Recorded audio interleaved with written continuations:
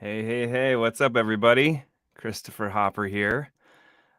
You are joining me from my office and my home studio, where all of the magic happens in the literary world of my life. And I thought I would do something a little different today, and that is to let you in on a secret, which is the behind the scenes world of live recording for an audiobook. And hey, morning. Let's go. Yeah, I appreciate that, you guys. This is great.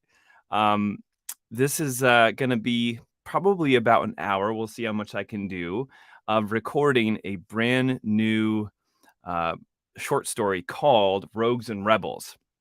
I'll show you the cover here as well so you can check it out. And Rogues and Rebels is a short story that's going to be going out to all my VIP club members next Monday in anticipation of Imperium Descent Volume 1, which will be going out worldwide. And so there is essentially a lot of work that goes on behind the scenes to make um, a book come to life in audio. And so it's about 12,000 words today that I'm going to try to get through. Now, typically 12,000 words, 10,000 words is about an hour's worth of recording content. So double that, and that's probably the time I'll put into recording this. So if we can go the full 2 hours and you want to hang out, then very, very cool. I love the comments coming in. Yes, the whole thing. And yeah, I appreciate you all being here for this to try it out. So I'm also testing out some new systems. I'm recording in Pro Tools for the audio for the book, which is not that's not new. That's old standard. However, we are using a new streaming broadcasting service, and we're trying it out for the very first time. I can tell you the one thing I don't like about it right now is that I can't see the names of the people commenting, which really stinks. It just says Facebook user. So I don't like that. Let me see if I throw one up, you can see it. Yeah, it says Facebook user. So that's not fun. So that's already a poo-poo for me. So we'll have to see how this goes. But anyway, I appreciate the comments. I love seeing them come in, and I'll try to read as many as I can as we go. My plan is to record this for you, let you see exactly what Flounder Squad. Yes, love you, Flounder Squad. I'm going to try to read this with as minimal interruptions as possible. However, I'm going to be looking at the comments because I love seeing you all chime in, and I'll try to answer any questions that come in as we go. And I also have to rest my voice between sections, and I sometimes have to think through lines. Probably the funniest thing that you're going to see all day are the bloopers, and those go into their very own section at the end of the book, and so you'll get to see those bloopers live as they happen. Yeah, so this is great. It's Nick. Hey, Nick, where else can I view it? You can view it on YouTube. You can view it on Twitter. Just search both Christopher Hopper on both of those as well. And, on YouTube, I get to see names come in. And so I have Diana. It's so great to have you here. This is awesome. Thank you for being here with me. And the audio sounds good. Thank you, Hopper fam. You're the best. Okay. So yeah, you're going to see the bloopers in real time as they happen. And I hope you enjoy this. Okay. So I'll try to talk through some of the process as well, because I think that's interesting. And so I am in Pro Tools, and we start actually by having an opening credit. So we're going to record that right now. And the fun thing with this too is because I'm the author, I get to make changes to the characters as we go and to the scenes. So you might see me do that here and there, which is just updating the actual book as I write it, and it's pretty fun. Gerard, yo, thanks for being here, my man. This is so much fun. I love you being here. Diana, I'm glad you could be here as well. And all the way from the UK, Mr. Nick Thomas. Look at that. All right. I feel internationally famous now. You know, as soon as somebody from the UK says something, it's the real deal. So also Gerard Rupert is named G Sizzle. I think that the whole world needs to know this. He's actually named G Sizzle. So let's jump in here. This is going to be the opening credits, and we'll see if we can do a one-take keeper on this. All right. And Nikki Hurlbut. Oh yeah, the Squirrel Queen. Here we go. Mother of the Flounders. All right. Here goes the opening credits. Let's see if we can get this. Somnium Publishing presents Rogues and Rebels, an introduction to the Imperium universe. Written and performed by me, Christopher Hopper, exclusively for VIP club members. It's great to have you here. All right, that sounded pretty good. I'm happy with that. See if I can play it back for you. Somnium Publishing presents Rogues and Rebels, an introduction to the Imperium universe. Written and performed by me, Christopher Hopper, exclusively for VIP club members. It's great to have you here. Cool. All right. I'm pleased with that. So there's a little bit, there's some clicking and popping, but we have software that takes that out. So I'm going to move on and we're going to dive right into the story. Tried Facebook and YouTube at the same time. Trippy. Thanks, Gerard. Diana, awesome sauce. I like it. Thank you. Yeah, that's a good word. That needs to be included in a book somewhere. All right, we're going to dive into, so this is a short story. So it doesn't get chapters, it gets scenes. And so we're going to do some scenes one at a time. So this is going to be the very first scene. And this is the first the world will ever hear of Peregrine Hail. It's not actually Imperium Descent 1. It happens in Rogues and Rebels. So let's jump into this. Let's see what we do. Little sip of water. Oh, I made it. So glad to have you here. That's great. All right. Scene 1. Hail. Vindictian, 11th of Napira, 4369, Common Imperium Era. Vardo District, Blevhold, Uperak. 5 years prior to the events of Imperium Descent, Volume 1. All right. That works.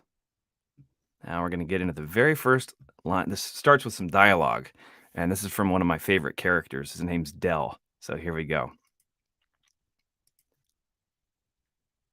They're insane. A Stratasair in red ground assault armor shouted from the left. No, replied Cadre Conturix Peregrine Hale. They're desperate. Same difference.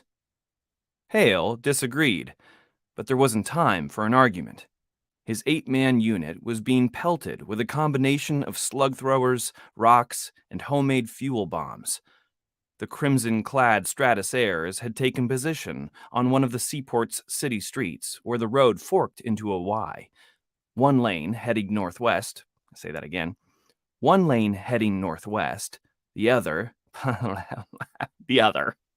See, there's the first blooper. Okay, so that's a great moment where your brain just starts to fart, and you don't know what the heck you're talking about after a while. Let's see if I can... The other. See, there's the first blooper. All right, so what I do with that is I clip it, and it gets dragged down into a bloopers reel, which is a lot of fun. So let's see where we pick up on this. A little feedback there. Did you like that? Yeah. All right. It sounds fine to me. Thank you, Gerard. Of the seaport's city streets, where the road forked into a Y. Okay, right there is where we're going to punch in. Road forked into a Y and keep going. Yeah, see, that's why you all can't be my producers, because you think I don't make mistakes when I actually do. All right, here we go. Little record. Not going to lie, watching you actually record is freaking hilarious. The amount of concentration on your face that you do. You're right, Nikki. It is it's intense. You try doing this and knowing that whatever you say is forever lost in posterity, right? And this is so great. Thank you so much, Terry, I'll say T Titus. I've finally been able to make it live. So fun. Got your tongue over your eye teeth and couldn't see what you're saying. Yep, Diana, that's right. And this is going to take a lot more than 2 hours. Well, with you guys and all your comments, it's going to take way more. You're absolutely right. So let's get back into it. All right. Forked into a Y. One lane heading northwest, the other northeast. Behind them was Blevhold Bay, the coast's main shipping center for both water and space-bound cargo. Ahead of them were the severe black cliffs that hallmarked Uparok's surface. For thousands of years, the planet's residents made their homes in the endless maze carved through the obsidian crust. Hale had read about some of Uparok's bitter conflicts from centuries past. Now, as the sky was heading toward twilight, he was getting a front row seat. "Which way?" said the same Conturix as before, Del Joman. He, along with Hale, had been in the Stratus for 13 months, earning him the rank of Descenta. Del made a name for himself by no, he didn't. Not that name. All right. I have to change one setting in Pro Tools as well. I usually do a continuous scroll back mode so that I can stay up to date with where I'm at. So let's see if we can hear this. Earning him the rank of Descenta. All right, so that's where we're going to punch. Earning him the rank of Descenta. Let's see. I can't believe you're doing this live. Yeah, neither can I. I'm probably crazy for trying it. Not that I'm complaining. Thank you, Gerard. Yeah. I wanted you guys to see it, and I think it's entertaining. Hopefully it's entertaining for you. Let's see what we do here. Okay, Del made a name for himself. That's where we're going. Let's try again. Del made a name for himself during a contest. Oh, that didn't take. I had the wrong region highlighted. Undo. Okay. Del made a name for himself during a contest on Logua. His bravery there, combined with his likable nature, ensured he followed Hale. His bravery there, combined with his likable nature, ensured he followed Hale when the two were promoted to 2nd Stratus, 3rd Cohort, 4th Cadre, Hale's current command as Conturix. That suited Hale just fine, since he and Del had been friends from childhood. So, by the way, this is so fun because you can say a line totally different, right? You know, that suited Hale just fine, or that suited Hale just fine, or that suited Hale just fine. I mean, there's so many choices, infinite choices that you could put this in. Are you reading? This is an interesting question. Are you reading word for word or adjusting for Audible? No. It's great question, Kay. I am reading word for word what I've written. And yeah, that's a challenge to do. So no improv here, only in how I inflect. You need some coffee and beer and popcorn. Part of what we love about you is you show us the process. Thanks so much, Nikki. I appreciate that. Gerard says he seconds that and passes mine over to Gerard. Fantastic. Yeah, this is good. Just show the management what I'm watching, and she knows where I go when I'm at my book club. Nice. This is great. And it's easily turning into a drinking game. I agree. All right. I got to get back to work, people. Stop distracting me. All right. Some more dialogue coming in. So now we're getting into some of this action scene. Let's get our place back in Pro Tools and keep going. Move right, Hale said over his suit. Didn't get that right. One more time. Move right, Hale said over his suit-linked Inquisitor. In flat... You know what? I have to burp. Ready? You're welcome. All right. One more time here. Okay. Move right. Let's get back to the action. Come on, people. Here we go. Move right, Hale said over his suit-linked Inquisitor. In flat, unobstructed terrain, the comms device had a 20-mile range. But with the narrow canyons and dense streets, Hale knew they'd get much less. And lots of interference, he thought. The unit acknowledged his order and started up the right-hand street leading northeast. Let's say that one more time. The editor might like it. The unit might like it better. The unit acknowledged his order and started up the right-hand street leading northeast. 2 X's, 2nd story, my left, Del said. He raised his matte black sky... I didn't say Del very clearly. Let's see. order and started up the right-hand street. I don't like how I said started either. The unit acknowledged his order. Yeah, I'm going to say that a little better. All right. Here we go.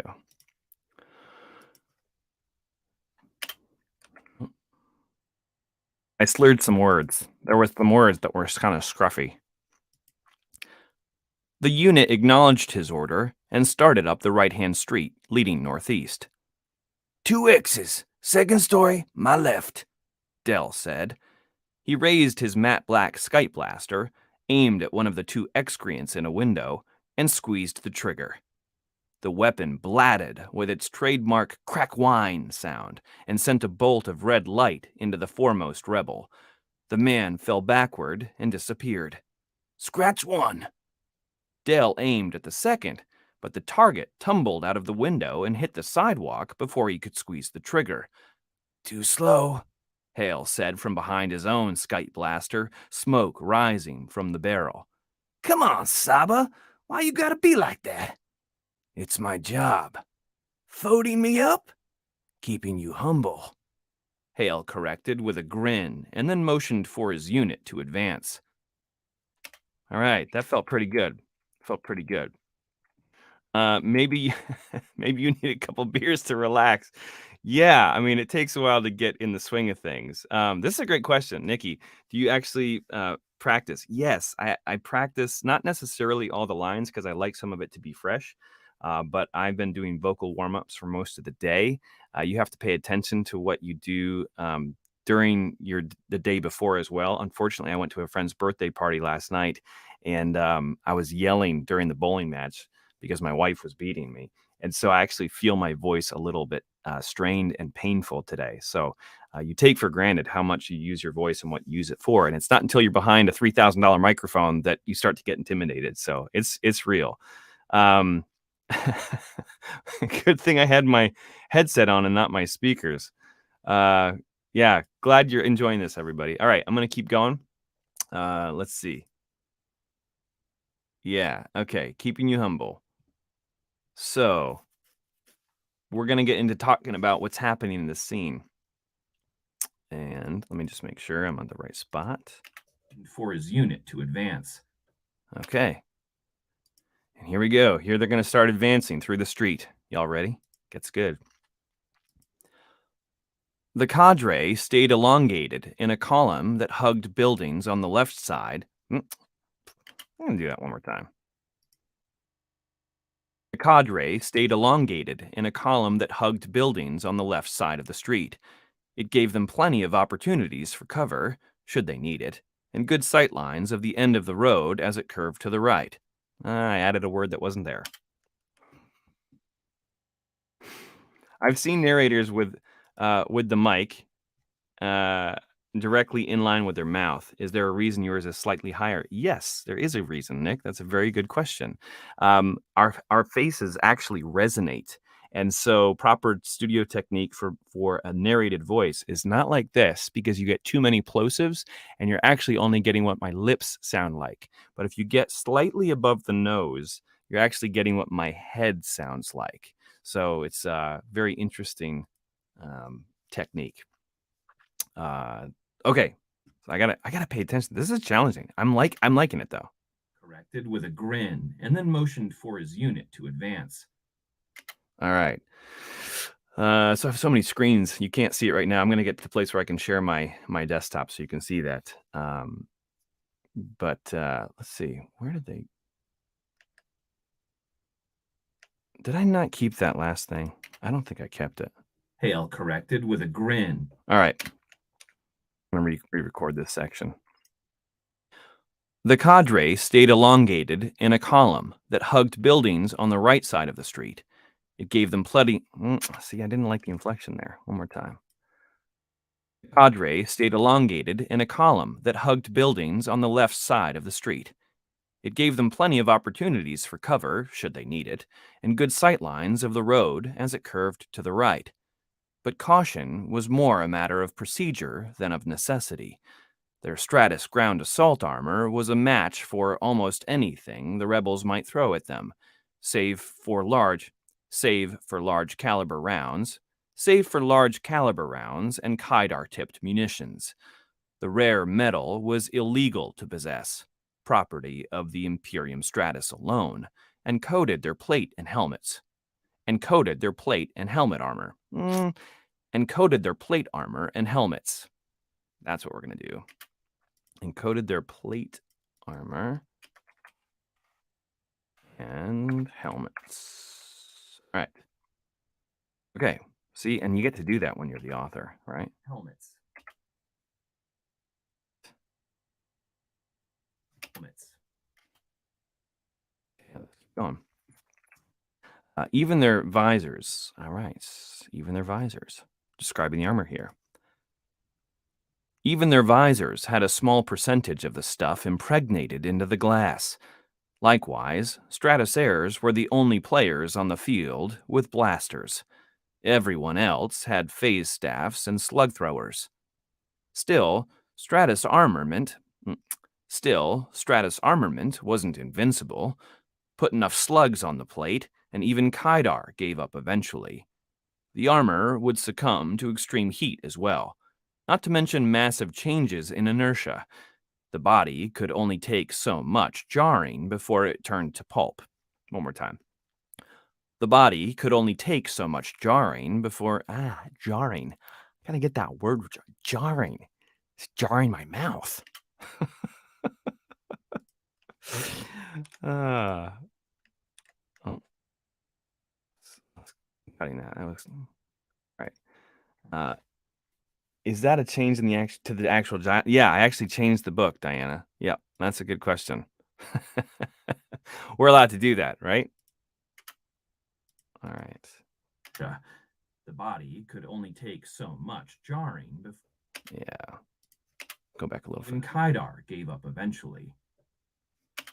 All right, gave up eventually. That's what I'm looking for.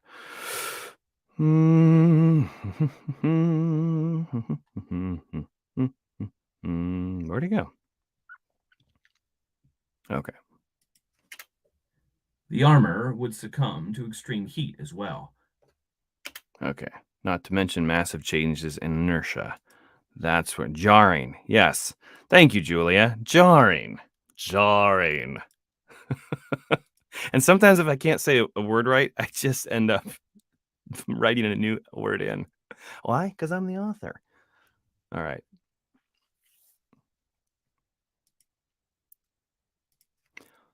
Not to mention massive changes in inertia. The human body could only take so much jarring before it turned to pulp. For the time being, however, the slugs that found Hale's cadre, as well as the other 10 units in 3rd cohort, bounced off like Furno wasps trying to sting a blast door. This was why Hale had said the rebels were desperate. Everyone knew that at the end of the day, the Stratus always won.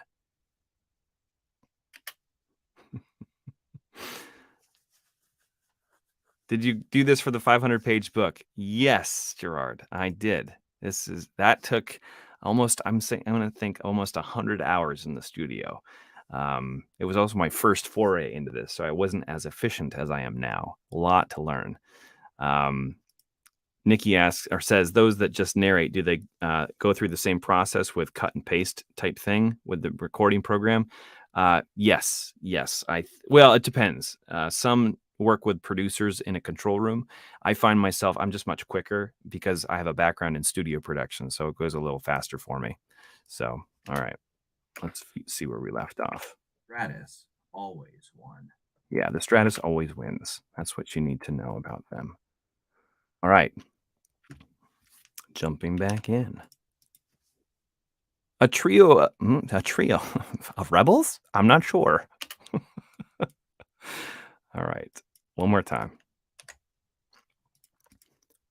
A trio of rebels, and my mouth clicked. That's not good. A trio of rebels dressed in black and beige attire took positions behind a utility slider 50 feet ahead. The dull green vehicle hovered at knee height and looked like a flat-faced mule bull ready to charge.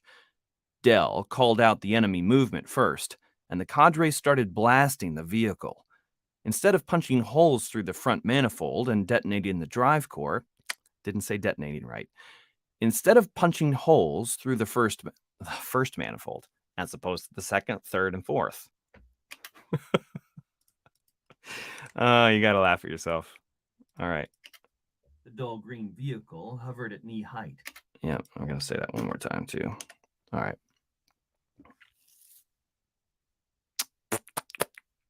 Where did I go? Okay.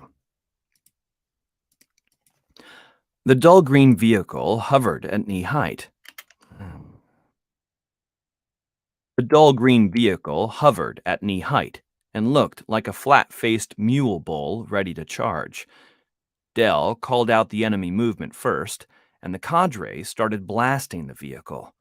Instead of punching holes through the front manifold and detonating the drive core, the blaster bolts left charred marks on the front.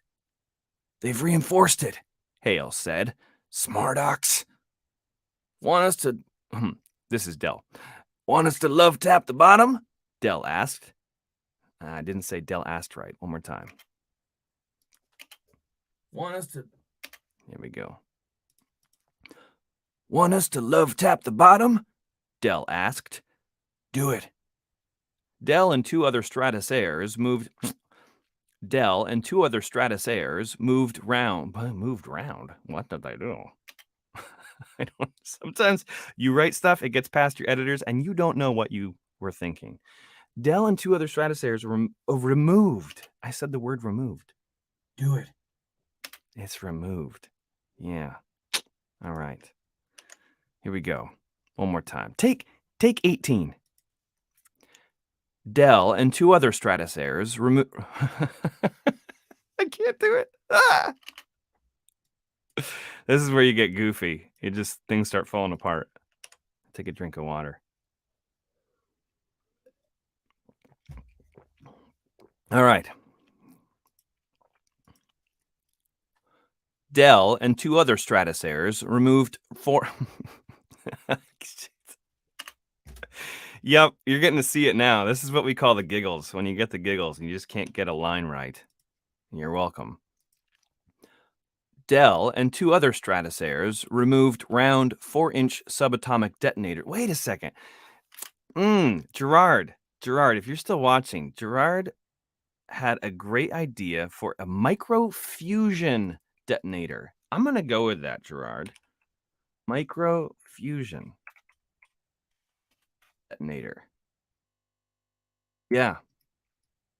Subatomic instead. Now, I have to check real quick. The only reason I have to check this out is because there is a possibility that if I did this wrong in book 1, I might have to go back and make some edits. So I have to decide right now how much work I actually want to do here. Let's see if I used subatomic in book 1. Subatomic.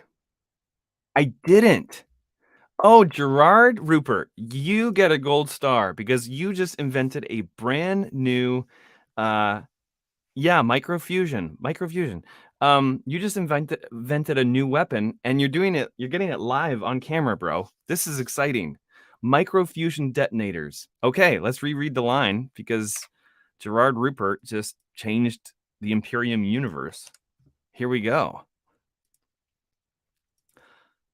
Dell and two other Stratasaurs removed round 4-inch microfusion detonators from their kits, activated the devices with a press of a thumb, with the press of the thumb. Gotta say that one more time. Activated the devices with a press of a thumb. Yep. Activated the devices with a press of the thumb and lobbed the spheres so they rolled underneath the slider. A beat later, the three devices exploded. In a violent. It's a violent song. Okay. Yeah, not happening. That's what happens when the author gets a little nuts. The three devices exploded. Yeah, the three devices. Okay. Subatomic made no sense to me. All right, there it is. Okay. A beat later, the three devices exploded in a violent fusion reaction. The utility slider bucked and then flipped end over end until landing. The utility slider bucked and then flipped end over end before landing upside down in the street. Shrapnel pelted Hale while the fire brightened the graying buildings. But when he and the others looked for bodies of the excreant rebels, but when he and the others looked for the bodies of the excreant rebels, they were nowhere in sight. "Where'd they go?" Dell asked. "Must have seen it coming," Hale replied. "Keep moving." The cadre continued along the road, returning enemy fire and sending more detonators to entrenched positions. But each time Hale thought they had the rebels dead to rights, they managed to escape somehow.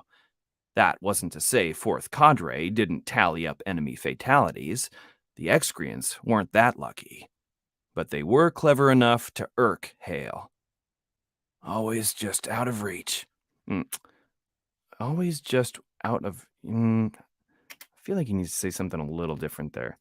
Always one step... always just out of reach, because he's going to make a conclusion later on that they're always a step ahead. So, Always just out of reach. Yeah, I got to say that intonation a little bit differently. Sounds like something Bill would create as well. I know the inventor, which basically means VIPers are famous. Yes, you are famous. Absolutely, Nikki. I really, Julia, you say, I really like your narrator voice. Thank you. Thank you. It's taken me an entire book to find that voice. But I think it's hopefully worth it. And the fact that you're saying that now makes me happy. Okay. Let's make sure I get this right. Always. Okay, we're going to say the line, always just out of reach. Here we go. Always just out of reach. No, he's going to emphasize just. Always just out of reach, he said to himself more than anyone else. But Dell had heard him over the Inquisa channel. "What was that?" Just hard to pin him down, you know. "But we will, Saba. Give it time." Hale had his doubts, however. Most excreants, lawbreakers guilty of violating any number of Imperium laws, weren't the aggressive sort. They lived under the censor sweep, barely surviving, and ever fearful of the Imperium's watchful eye. People like the very elderly who'd become a drain on society in their last years. Infants born in such terrible states that it was cruel to keep them alive. And the maimed, those who had sustained such serious bodily injury that they could no longer serve their community well. Didn't say that last part right. Those who had sustained... Those who had sustained such serious bodily injury that they could no longer serve their community well. Hale doubted that many of these types were pitted against them tonight. He's going to say these differently. Hale doubted that many of these types were pitted against them tonight.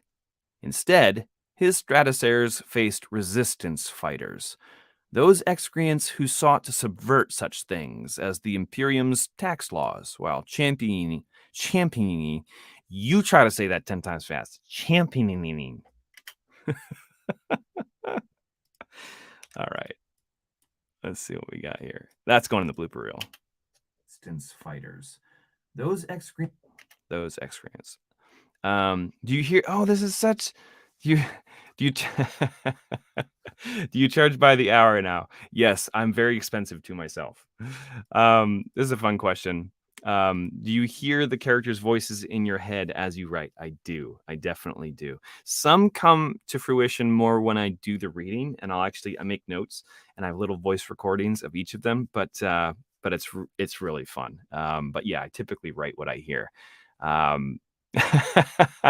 love this. Mo Badger. Thank you, my friend. How nice to see your name pop up. Dude, yeah, it's like I'm a walking Disney movie. Just wait. There are more coming. I've never been called that before, though. A walking Disney movie. Hey, I'll take it. All right, let's pick back up where we were. Instead, his Stratocers faced resistance fighters. Okay, we're going to explain what resistance fighters now are in the Imperium universe. This is so much fun. I love that, we're getting to see all this for the very first time. So, resistance fighters. Here we go. Ready? Yes, please. Those excreants who sought to subvert such things as the Imperium's tax laws while championing so close. One more time. Faced resistance. See, it's a lot harder than it looks, yo. A lot harder than it looks. No, not these ones. Those ones. Those excreants. Nope, and I said the wrong emphasis. Those excreants who sought to subvert such things as the Imperium's tax laws while championing reform through violence. These rebels had the audacity to suggest it was the Imperium that was the threat to the greater good, not criminals. Passionate, but severely misguided, Hale reasoned. He glanced back the way they'd come and studied the... He glanced back the way they'd come. I didn't put the D on glanced.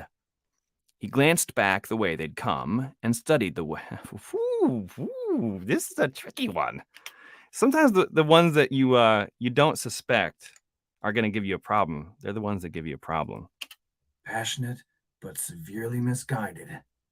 Passionate? He's going to say that a little differently. Passionate. Passionate, but severely misguided, Hale reasoned. He glanced back the way they'd come and studied the wake of destruction. He glanced back the way they'd come and studied their wake of destruction. Because I wanted to be possessive, like they're owning the destruction, right? One more time, though, just to get it right. He glanced back. He glanced back the way they'd come and studied the wake of their destruction. Still getting it right. He glanced back the way they'd come and studied their wake of destruction. Blown out storefronts, second story windows. Those are really popular this holiday season. Oh my gosh, that's great. Okay, let's keep going here. He glanced back the way that... No, I didn't say that right. I did. Hale reasoned. One more time.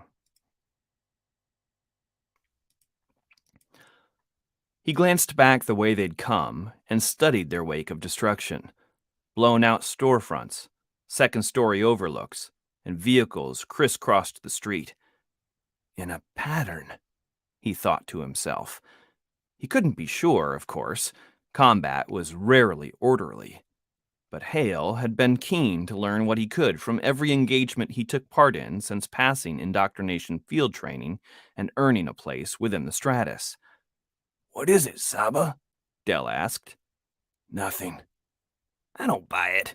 I know that look." Hale chuckled once and then smiled at his friend. Dell was as faithful a friend as anyone could ask for. Both he... you know what I don't like? That I said friend twice in two sentences. We're going to change that. Any other words than championing? Championing. Oh my gosh. Championing. You seriously just say championing to yourself right now. Championing. Champion. Or while being champions of. Yes. Thank you, Diane. Where were you like 3 minutes ago? You're probably right here. I just didn't look. Both you know what I don't like? Yeah. Hale chuckled once and then smiled at smiled. We're just going to put smiled.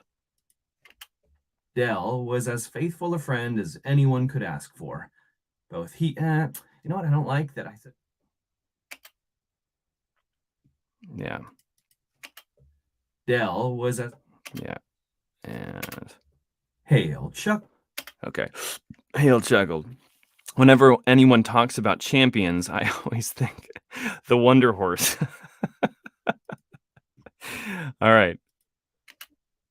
Hale chuckled once. Hale chuckled once and then smiled.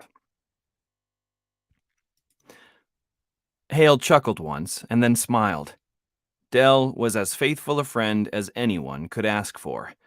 Both he and Hale had assumed they'd be broken up once they did. Both he and Hale assumed they'd be broken up once they were enlisted. Where? I don't know. Both he and Hale. Both he and Hale. All right. Actually, let's see if I. Dell. I'm going to say it one more time. Dell. Yeah, it needs to be a little different inflection. All right. Dell was as faithful a friend as anyone could ask for. Both he and Hale had assumed they'd be broken up once they'd enlisted. That was how the military worked. But the fates and muses had smiled on them, and so far, they'd spent no more than a standard day apart in over a year. And so far, they'd spent no more than a standard day apart in over a year.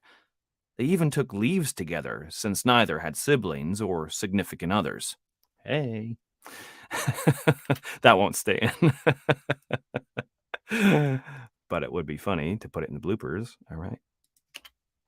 Hey. All right, there it is for the blooper reel. You're welcome. Yay, I'm so glad you're here. Thank you for attending live.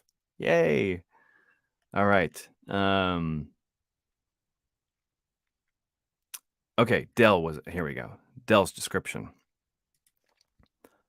Dell was a dark-skinned mole human. Didn't quite say that right. Dell was a dark-skinned mole human who'd started keeping track of his kill count with the facial... This is a really cool point about him. Dell was a dark-skinned mole human who'd started keeping track of his kill count with the red facial tattoos of his tribe. Amar Barber had also carved permanent swirls in the sides, into the sides. Okay. Amar Barber, let's try to say that one fast. Amar Barber had also carved, there's a lot of R's and heart, okay. Amar Barber had also carved permanent swirls into the opposite. Amar Barber had also carved permanent swirls of the episodes into the sides of Dell's head. He had a baby face that got him plenty of the trouble He had a baby face that got him in plenty of trouble with the ladies, though Hale guessed that would have happened even without the looks, since Dell was such a talker. As for Hale, he was one of the few Viridis in second stratus. And let's see, yeah, I'm going to do that. Reading aloud helps with editing. Yes, 100% K. Couldn't agree more. I read as I write. Typically, I'm talking out loud. Watching this lets me scratch narrator off my list of alternate careers. I'd be breaking stuff by now. That's a really good point. And you transfer to the car. I'm in the stereo. Very clear voice, by the way. That's wonderful to hear. Thank you very much, Kay. I appreciate that. All right, let's pick back up where we're at, everybody. Such a talker. As for Hale... Permanent squirrels. I may have said permanent squirrels. Yes, Nikki. Thank you for that. All right. Was such a talker. Do we like talker or charmer, since Dell was such a... I'm going to say charmer. I'm going to say charmer. I like that better. Though Hale guessed that would have happened even without... All right. Though Hale guessed that would have happened even without the looks, since Dell was such a charmer. As for Hale, he was one of the few Viridis in second stratus. The green-skinned, blue-eyed, blue-haired human species from the planet Gorapel were reluctant to enlist. One more time on that sentence. The charmer, yeah. The green-skinned, blue-eyed, blue-haired human species from the planet Gorapel were reluctant to enlist. Which is a shame, Hale thought, because his people were renowned fighters. But he supposed he wasn't exactly a normal Viridai. While he was born on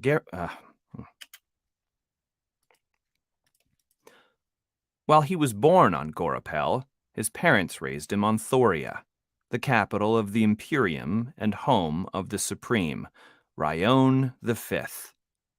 He's a real douchebag. It's true, though, when you read about him later on. Ryon the Fifth. Ryon the Fifth. All right.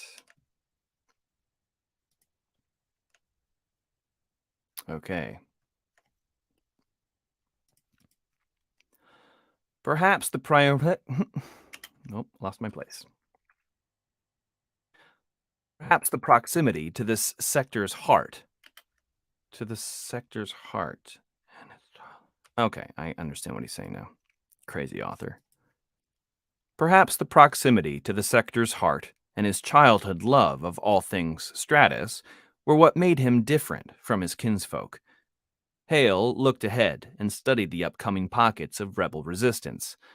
"These ones knew we were coming," he finally said. "And how? We are Stratus!" Dell pounded his chest with a fist as he spoke the mantra. "No, I mean, they had advanced knowledge. I think they're baiting us." Dell pulled even with Hale and squinted at him visor to visor. Hale could only see Dell's eyes, since the rest of his face was covered by a dark muse mask, meant to keep Strat identities hidden to local populations. "How do you mean?" "This is too predictable. They've staged every single contact point along the street. Look." Hale pointed to 4 different engagement areas where they'd hit the excreants, but netted few casualties. They had exit routes. I've got some saliva in my mouth. Gotta get that. Here we go. One more time. How do you mean? Hold on. I gotta remember what I said, everybody. Hold on. And that's not what I wanted to do either. Hale pointed to 4 different engagement areas. Okay, that's what we're gonna start with. Hale pointed. All right. Are we having fun still? Y'all having fun? Okay, how's your car ride going?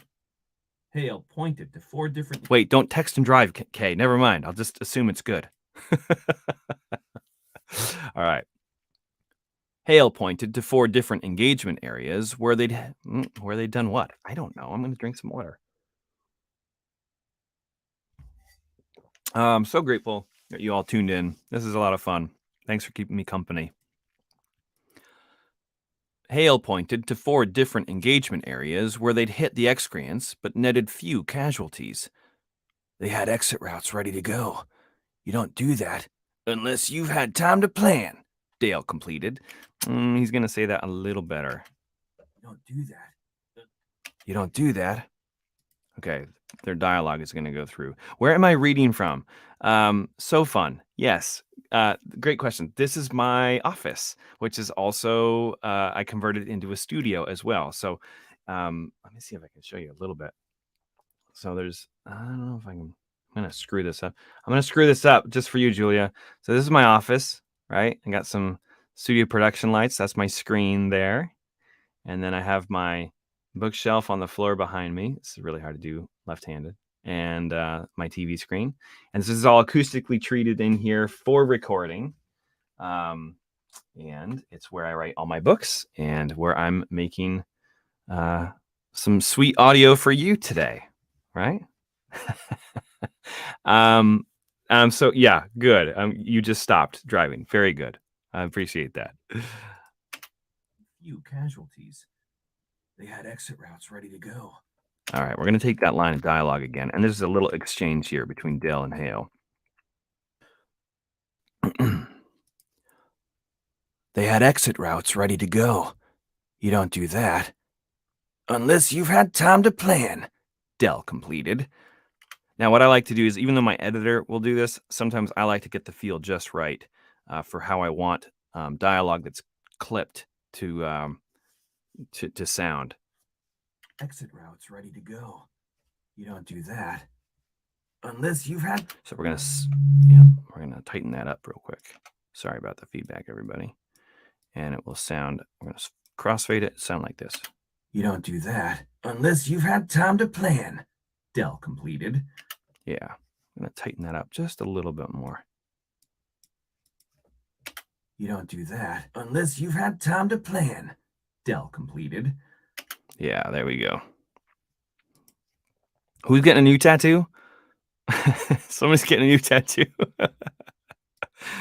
Oh yeah. Okay. Somebody actually recommended that I get a tattoo artist if we do the Hopper Festival, HopperCon in 2023, or at least a henna artist. So I don't know. That would be hilarious. Up here in the Thousand Islands of Northern New York. Okay. Unless you've had time to plan, Dell completed. Here we go. Right. Nope, that was Dell.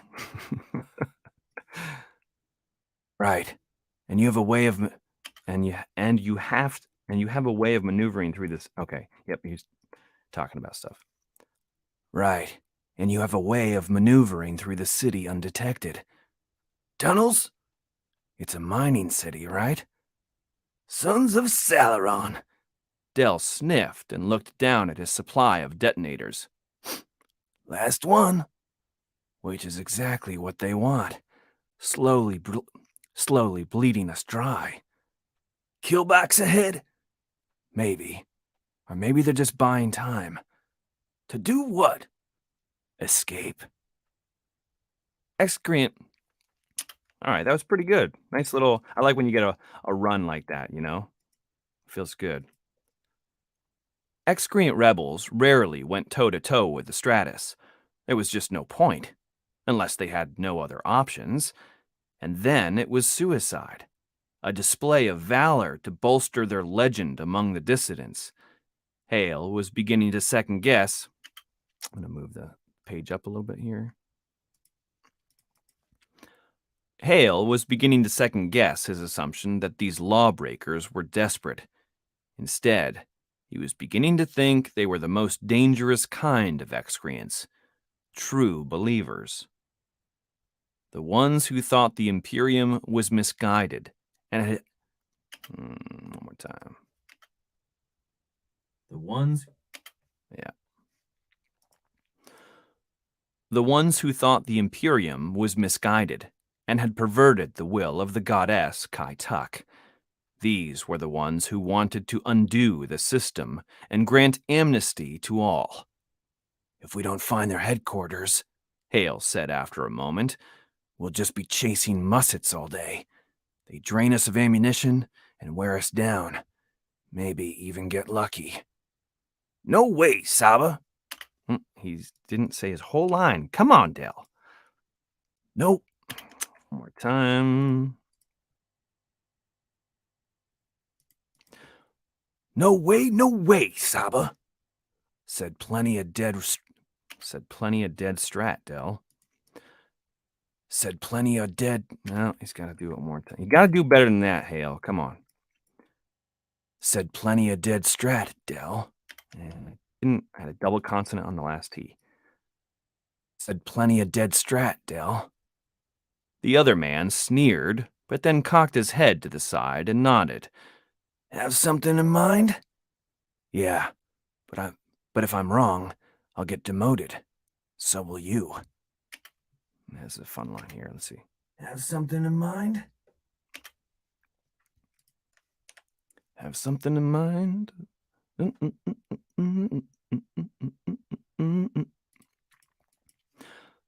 Yeah, but if I'm wrong, I'll get demoted.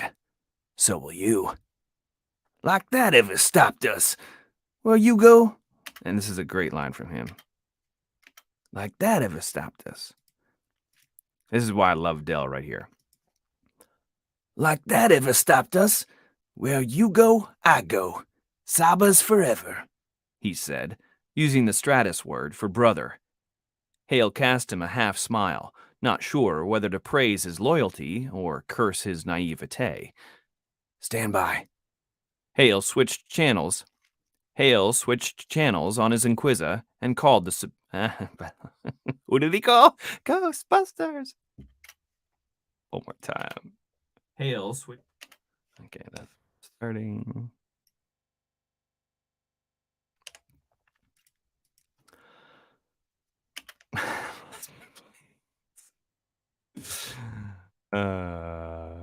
There we go. Okay. Hale switched channels. Switched channels. That's a lot of... Hale switched channels. Oh my gosh. Ah, it's so hard. You try saying switched channels and do it in a convincing way. Go. Hale switched channels. Oh my gosh. You psych yourself out. Hale switched channels on his Inquisitor and called his superior. Centurus Solner, this is Conturix Hale. Okay, now we get a new voice. I got to come up with a new voice. 2023 Hopperfest. Interesting. Yes, Nick. Would love to have you out for that. I'm thinking about doing it. Looking forward to his book. Great job of narrating. Anders, you're just the best. I appreciate that, man. So good. And of course, Nikki says, I approve. That's awesome, y'all. You're just too much. Hale. Okay. So we have to come up with, then this voice I don't have yet. He's Centurus Solner. I think we could go like he could be snivelly. Yeah, I think I want him to be snivelly. So he's gonna be like somewhere like assuming that's too nasally. Assuming you are correct. He's a little more late. Assuming you are correct, Conturix. What do you suppose the outcome? Assuming you are, he's still military though. Assuming you are correct, Conturix. What do you suppose the outcome is? Yes. Oh, there we go. This might be someone you'd want to punch. Yes. Someone you'd want to punch. How in the hell are you going to come up with yet another voice? Because there are 7 billion people on the planet. And they all have a unique voice. So you just have to kind of channel that. Okay. Someone you want. Yeah. So what I do is I have this little app on my phone.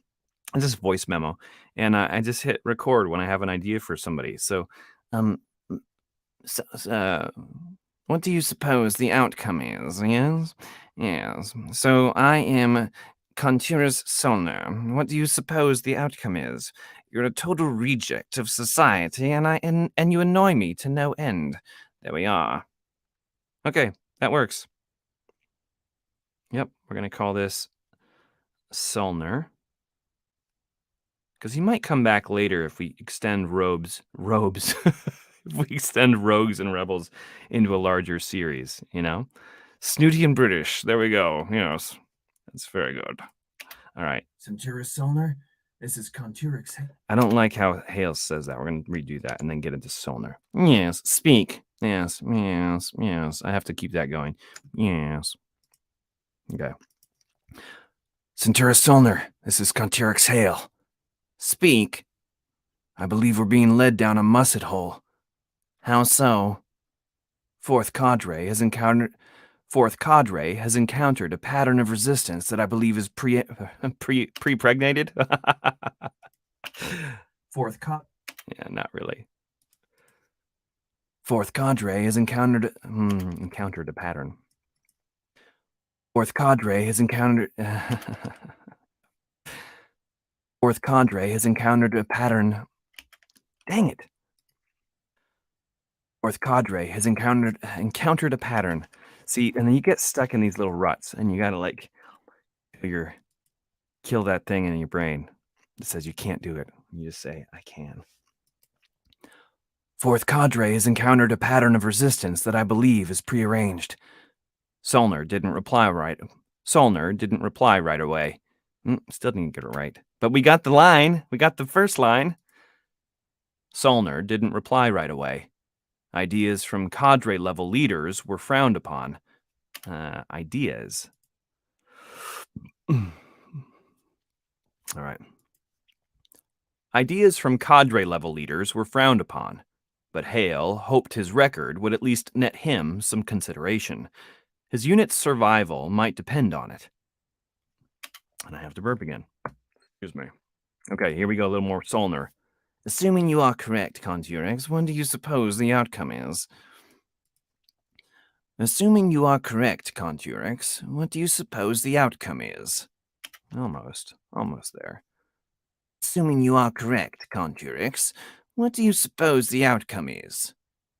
That they bleed us dry and lure us into kill boxes.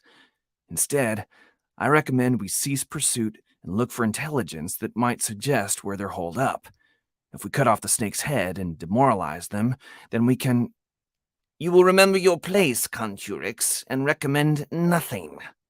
Ooh, that's good. We're gonna tighten that up. We can... Okay, he gets interrupted here. Let's tighten it up. Tighten it up. Head and demoralize them, then we can... You will remember your place, Conjurix, and recommend nothing. Yeah, that's fun. Gonna tighten it up a little bit more. Here it sounds now. Listening. If we cut off the snake's head and demoralize them, then we can... You will remember your place, Conjurix. Ah, my bad. Still not as tight as I want it to be. He really needs to, like, get clipped off. Off the snake's head and demoralize them, then we can... You will remember your place, Conjurix, and recommend nothing. That's what we want. That's a keeper. Yeah. Almost done with scene 1. Can you believe it? We're an hour in. Took an hour to do a scene. It's worth it, though. I'm having a lot of fun. But, sir, here we go. But, sir, if we can... As you were. Hale clenched his jaw. Okay, that's also a cut. He gets his voice cut. And recommend nothing. Sir, if we can... But, sir, yep. I'm going to tighten this up. Sir, if we can, and then that's going to get... As you were. Sir, if we can... As you were. Hale clenched his jaw. Here we go. Hale clenched his jaw and then said, "Thank you, sir." The Inquisit channel terminated, and Hale looked at Dell. "How'd it go? How do you think?" Dell rolled his shoulders and brought his skite blaster back up. "Better get some more kills in. Need to look good when we're marching behind the new recruits. After you." All right, there we go. I'm seeing Dan Aykroyd in Trading Places. Nice comment, Diana. And good movie reference. All right. Okay, this is going to be scene 2. So what I do is we leave behind the first channel, and we're going to drop down and start. We have a brand new track. By the way, just to let you know, this is kind of interesting, right? So we're at an hour and 4 minutes since the broadcast began. I spent some time chatting with you at the beginning, and this is a lot of fun. But that whole thing that I just did in the last hour elapses to 16 minutes and 18 seconds. What's even crazier is my editor will trim that down probably closer to 14 minutes. So 14 minutes of quality time that will go to the audiobook recorded in 1 hour. Connor, thank you so much for chiming in, my friend. Quick break from work. Thought I'd see what this is all about, and sounds good so far. Thank you, my friend. From a streamer who I admire. And all your work, my friend. It's awesome. Okay, so let's jump into scene 2. Now, this is probably my favorite character in all of the Imperium universe to voice. Now, it starts with some 3 paragraphs of exposition to get us into the moment. So you're not going to hear Sidarius call right away, but he's coming. Legatus Sidarius call. That's where we're going. Okay. So let's try this. This is going to be scene 2. Scene 2. Cull. Waterfront District. Blevhold, Uperak. Third Cohort Commander Princeps Prior Siderius Call was due for a promotion, but he resisted the urge to let it get to his head. He'd seen plenty of candidates squander opportunities in combat, only for their superiors to reject advancement. And all because they lost focus, he thought to himself. Carelessness was the bedfellow of pride, and Call was wary of both, since either could get a person killed, especially when facing a clever adversary, as he supposed they were tonight. Therefore, he had ample reason to follow through on a message he'd overheard from Conturix to his Centuris, from a Conturix. Let's get that a little better. Oh, he's so much fun. As he supposed they were tonight. Therefore, that's what we want. Okay.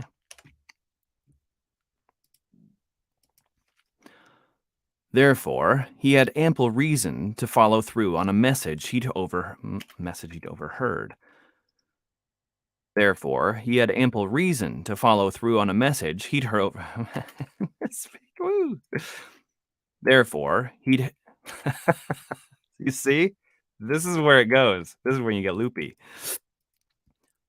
Therefore, he had ample reason to follow through on a message he'd overheard from a Conturix to his Centuris. Dang it. Hello, how did I catch the stream? I don't know, buddy, but I'm so glad you did. Thanks for joining, Caleb. All right.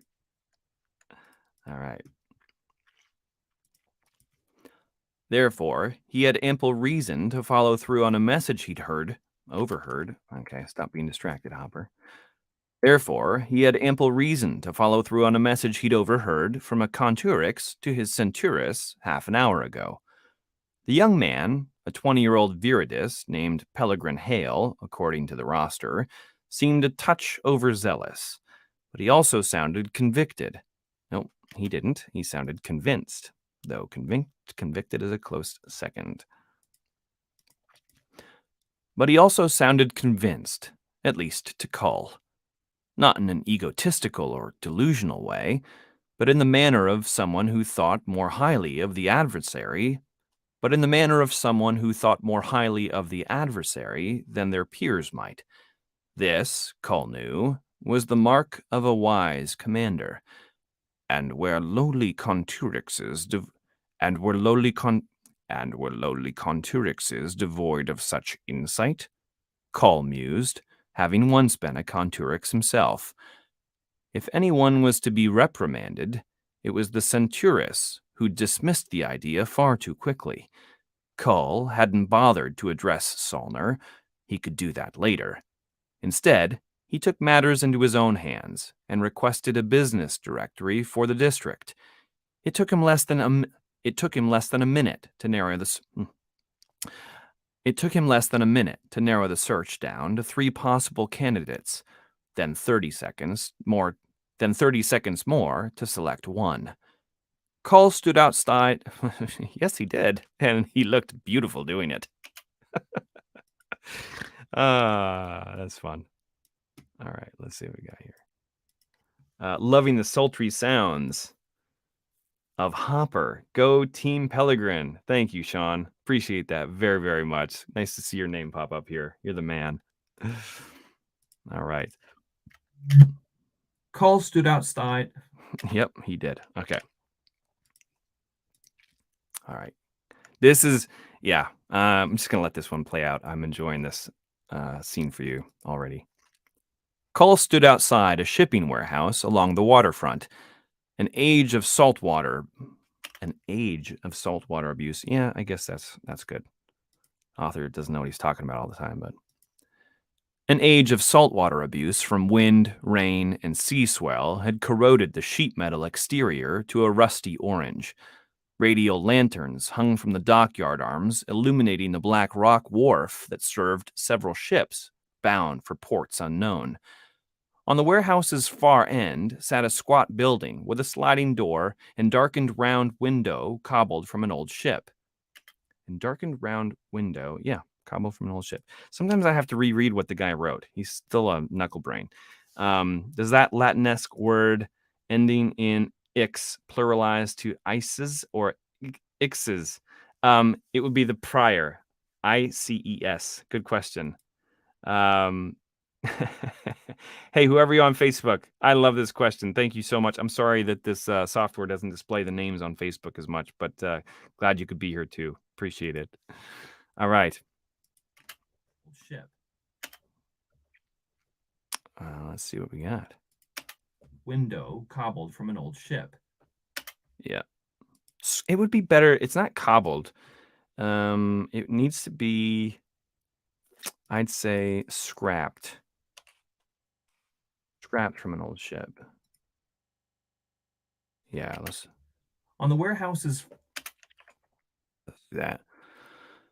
On the warehouse's far end sat a squat building with a sliding door and darkened round window scrapped from an old ship. Didn't quite get the word right. On the warehouse's far end sat a squat building with a sliding door and darkened round window scrapped from an old ship. A metal sign hung over the entrance bearing the capital words "Bag Repair" in distressed white paint.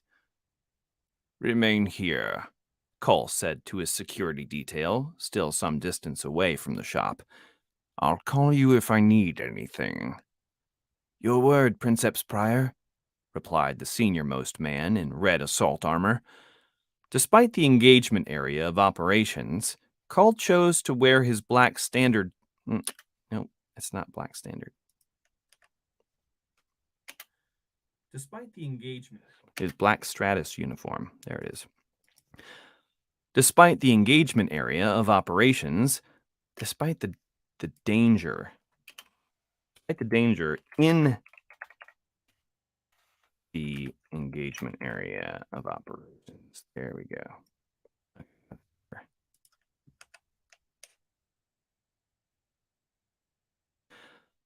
Despite the danger in the engagement area of operations, Cull chose to wear his black Stratus uniform, a habit he'd adopted a few years prior. A habit he'd adopted a few years prior. A habit he'd adopted a few years prior when he'd accepted his first cohort command. They're hard words sometimes. A habit he'd adopted a few years prior when he'd accepted his first cohort command post. The outfit consisted of a high-collared, knee-length coat with gold rank epaulets. Epaulets. Did I say it right? I think I did. With gold rank epaulets. Yep. Imperium red repel.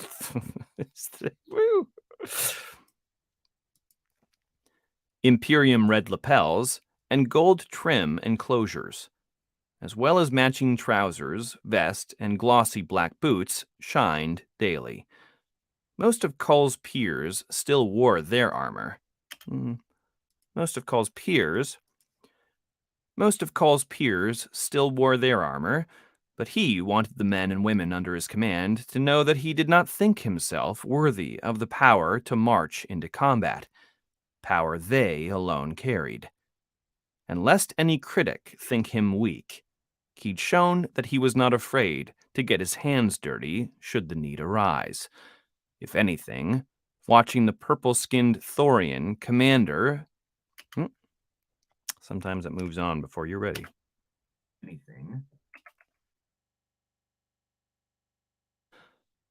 anything, watching the purple-skinned Thorian commander enter the fray in nothing more than his officer's uniform. If anything, watching the purple-skinned Thorian commander enter the fray in nothing more than his officer's uniform and bearing only his sidearm blaster elicited more respect. See, and then you get to the very last word, and it's not what it needs to be. Elicited more, and that's a big sentence too. If anything, watching the purple-skinned Thorian commander enter the fray in nothing more than his officer's uniform and bearing only his sidearm blaster. Okay, drink.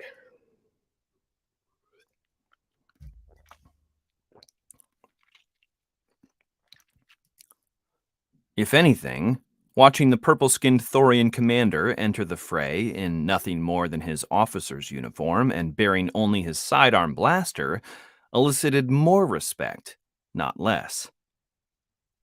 See how that goes?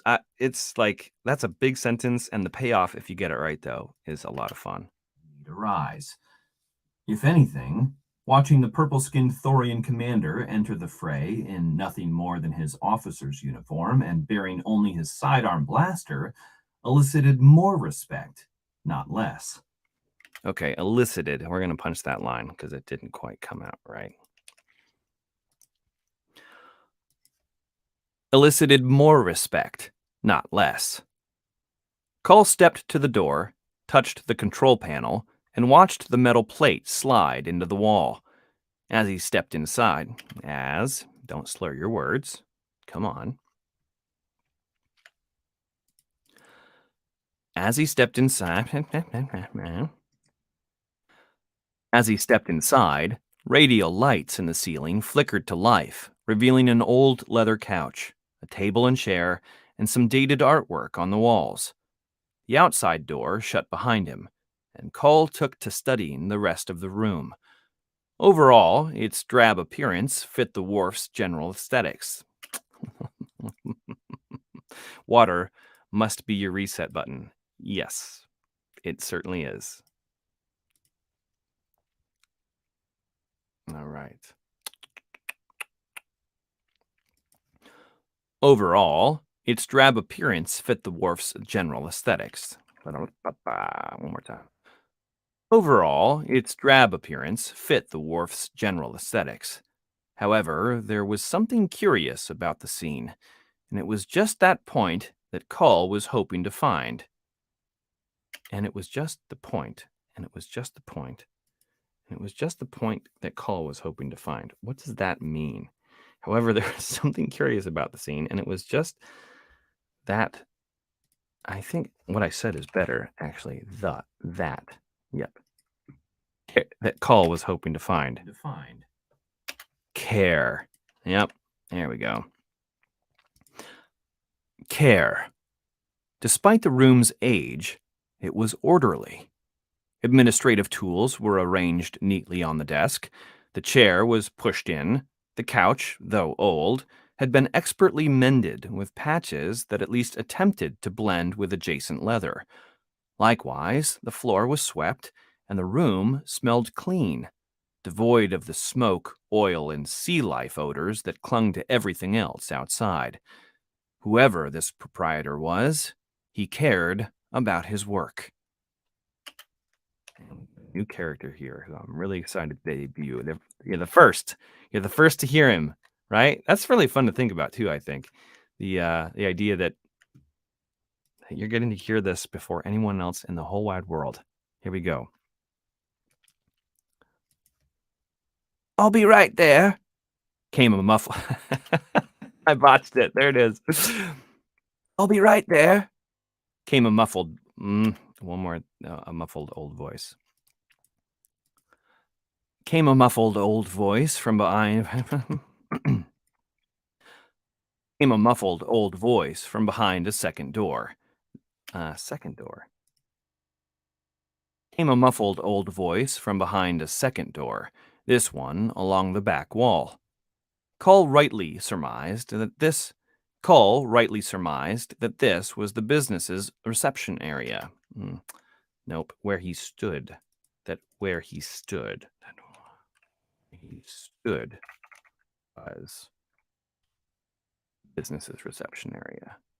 Not this person speaking. This one along the back wall. We go. All right. Cull rightly surmised that Pro Tools did not engage. Cull rightly surmised that where he stood, one more time for the author. Cull rightly surmised that where he stood was in the business's reception area, and that the labor took place elsewhere. Another sign that the owner took pride in his business. And I added a word that wasn't in the text but needs to be. That where he stood was in. There we go. Cool watching Christopher Hopper on TV, reading a book, and totally off topic. Just got an email from the Marine Corps, and this is crazy. I am USMC and on a special redeployment. I am looking for a good-looking and intelligent person for a relationship. I'm 0 for 2, so maybe someone else can benefit. Oh man, that was fantastic. Bravo. I don't have the name actually listed here in my text. Facebook, for whatever reason, isn't reporting all the names, but whoever you are, I hope you find love. That was fantastic. I love it. I love it, people. Yes, Christopher Hopper's books, bringing romance, bringing people together. Another sign that the owner took pride in his business. Okay, there we go. Took pride in his business and was a matchmaker. All right. Okay, here we go. Where most seamsters would throw everything into one massive space, this man wanted separation between his clients and the manufacturing. Lowly work though it was. Footfalls sounded from the back door's other side until the barrier slid aside to reveal a bald man in his late 60s. He wore a pair of old spectacles and a wiry gray beard. Rather than the wool undershirt and wax-sealed jackets of the dock workers who frequented this part of the city, this old man had a navy blue vest, white shirt, and a light blue scarf against the damp cold. And a white This had on that and a light blue scarf to ward against. Like this little description here. Blasters of love, baby. Yes. Blasters of Desire is the name of my harem space opera. And Christoph Collada, the man, the myth, and the legend, all in one. Okay, let's see. I got to get back in track here. Footfalls sounded from the back door's other side until the barrier slid aside to reveal a bald man in his late 60s. He wore a pair of old spectacles and a wiry gray beard. Okay. Let's jump back into this. Okay. And in. Oh, this is fun.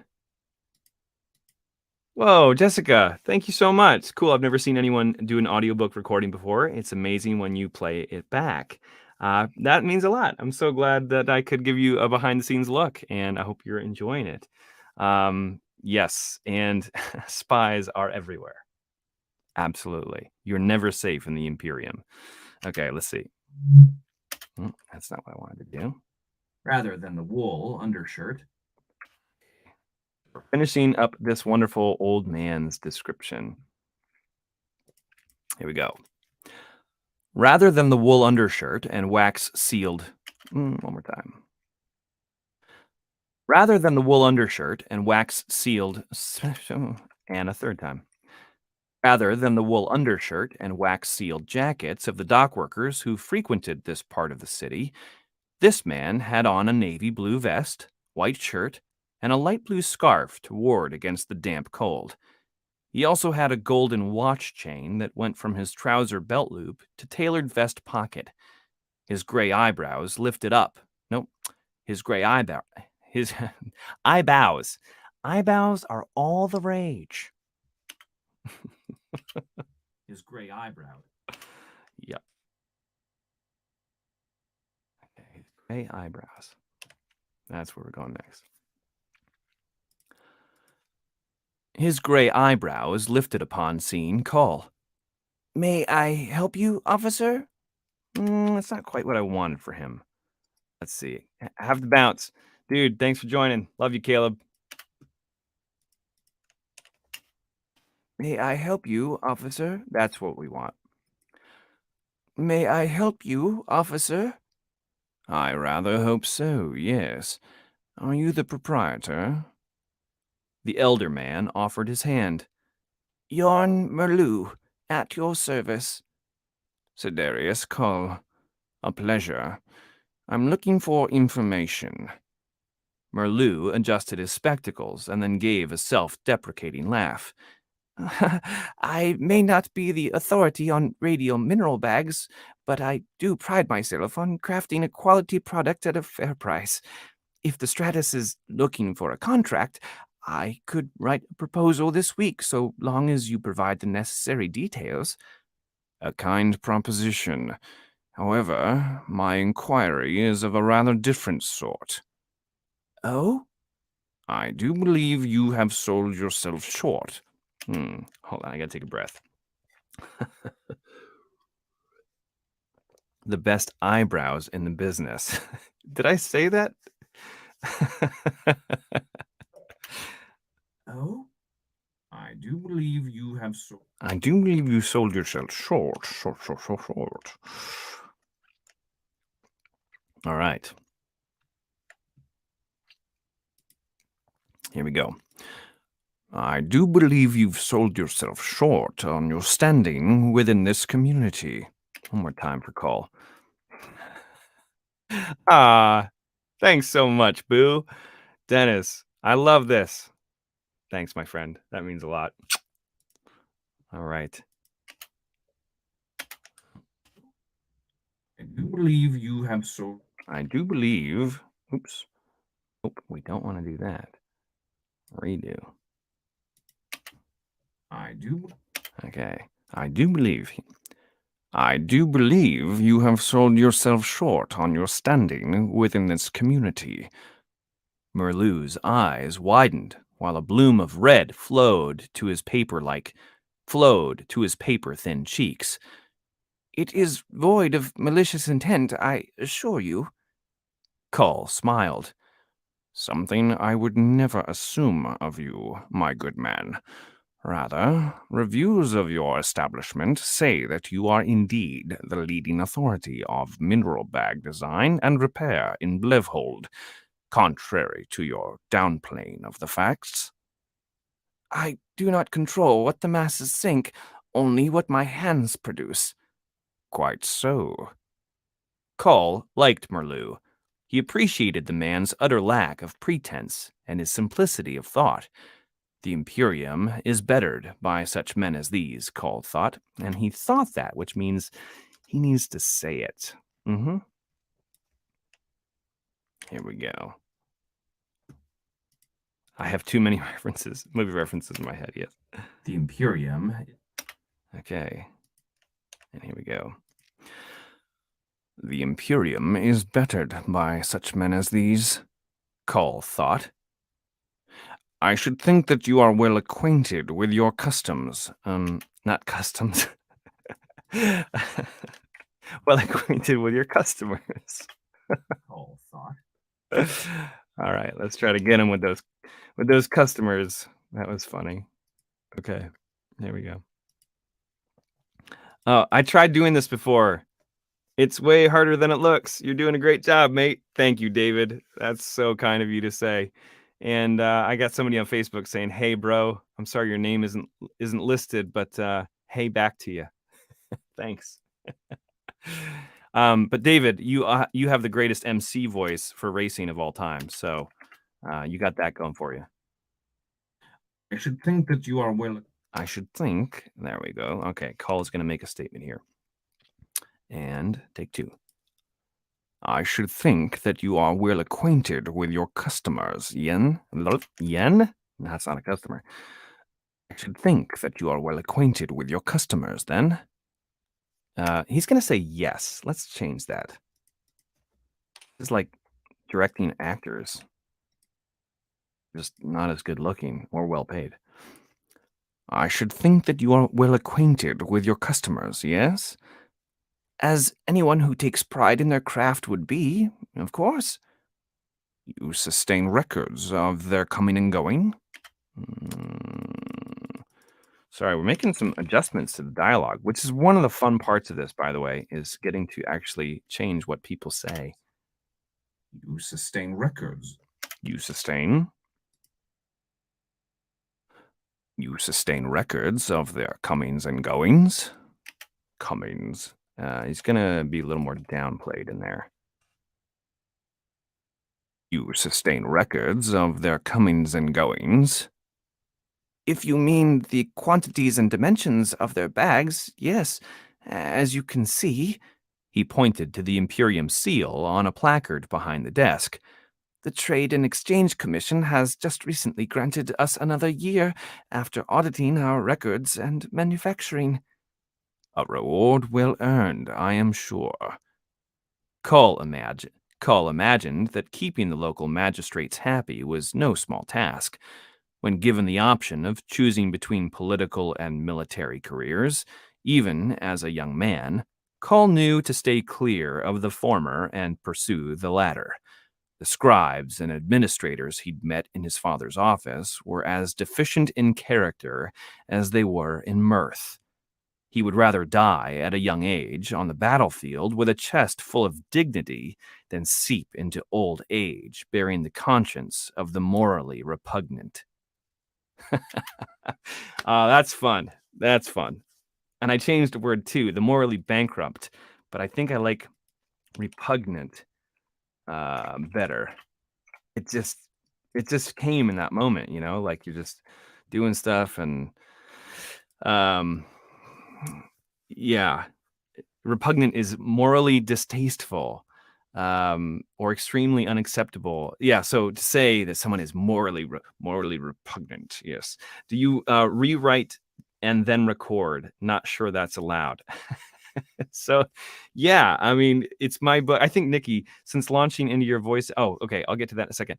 Yeah, it's allowed because it's my book. So I get to do whatever I want, which is a great part of being an author and narrator of the same work. And yeah, just you recognize things that flow better and things that the characters wouldn't say when you were thinking it and typing it.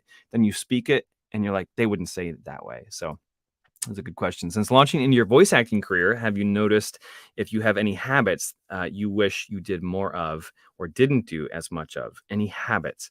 Well, you get really aware of the sounds that your face and your nose and the cavities in your sinuses and the back of your throat make. There are all these weird clicks and pops. I also tend to be a little heavy-lipped and I have these pudgy cheeks sometimes that get in the way of things, so that can make things difficult.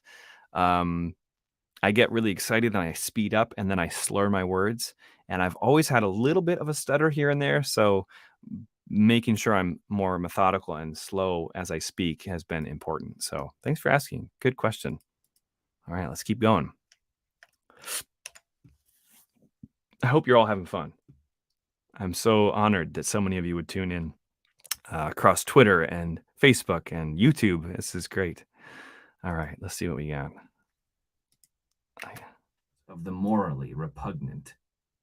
This is a great question. Am I scared that AI will take my job away? No.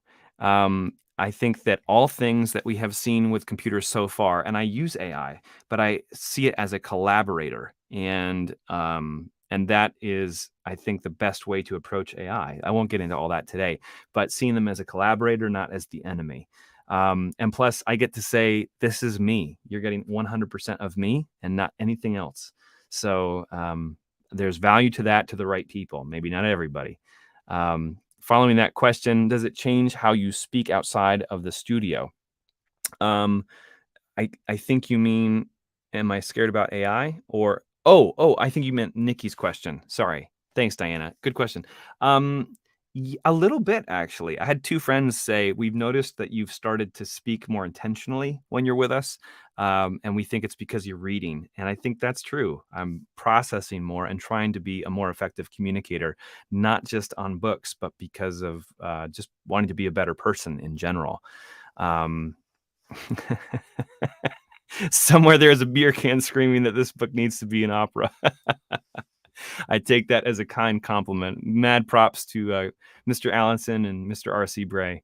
Do you know they used AI to do Darth Vader's in Obi-Wan. Yes, I watched a whole bunch on that behind the scenes, and very, very cool stuff that, again, I think it's a collaborative tool. With the permission of the artists and the creators, we can make some really beautiful art. In fact, we've been using technology for a long time to make our art better.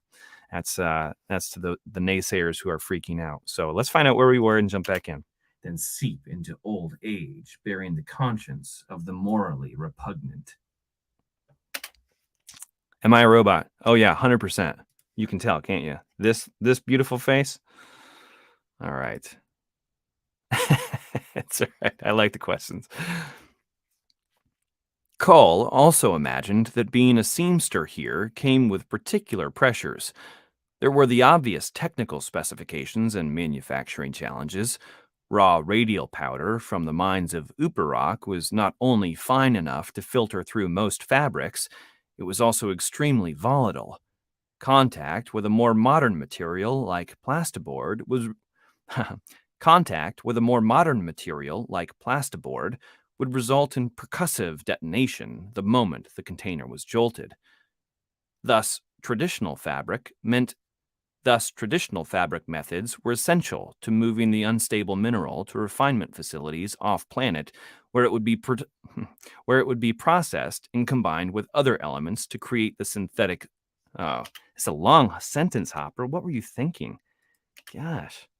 Traditional fabric methods were sent. Veronica 2.0. I like that. Thus, traditional fabric. All right, we're going to start right there.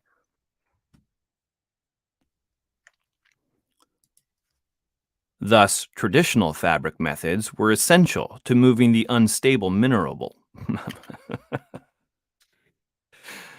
Thus, traditional fabric methods were essential. One more time. Thus, traditional fabric methods were essential. No, traditional fabrics, not their methods. That wasn't good. One more time.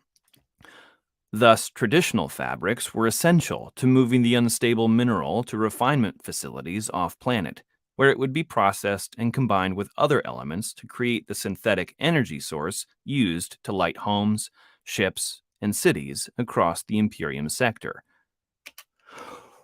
Woo! Minerable, that's right. Thanks there, Gerard.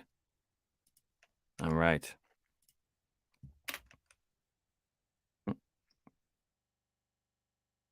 Okay, where are we going? More trying, however, were the social pressures from those wishing to cut corners. A few additional cubic inches of volume per bag could dramatically affect the client's bottom line, including rebel excreants who were known to fund their resistance efforts through radial profits.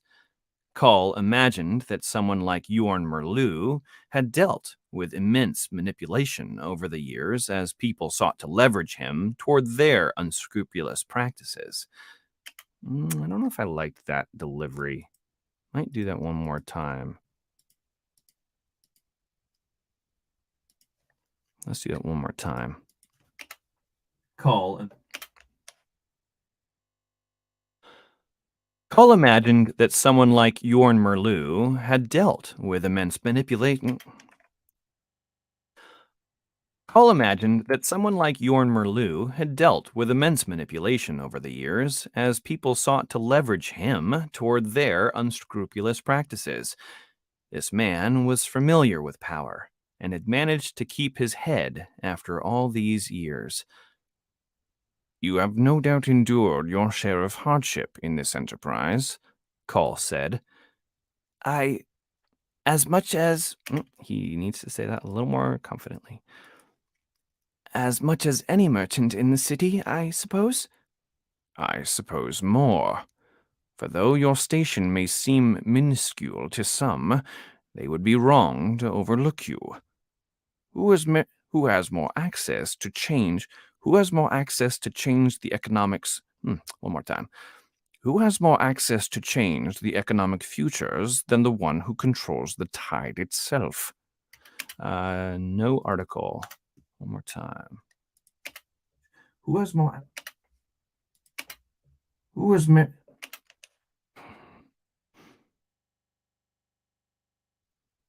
Who has more access to change economic futures than the one who controls the tide itself? Merlou's lips quivered. But, sir, I can assure you that my operation is. I'm not questioning you, my good man. I'm praising you. Praising me? For what? Begging your pardon. For enduring. For weathering storms that crushed lesser men. Those who succumbed to their bare instincts in favor of ill-gotten gain. Meanwhile, you kept your head to the tiller. Meanwhile, you kept your hand to the tiller and won the day. Outlasting your enemy through sheer determination is often a greater victory than those won through outright aggression. Wouldn't you agree? All right, so a couple things I put in there that weren't in the text. That last part, wouldn't you agree? And of ill-gotten rewards, I put ill-gotten gain. I modified that. So yeah, a little bit of improv there. Um, Controls line sent me straight to Dune. Controls the spice. Yes, he who controls the spice controls the galaxy. Nice one. Okay, and Merlou is going to respond here.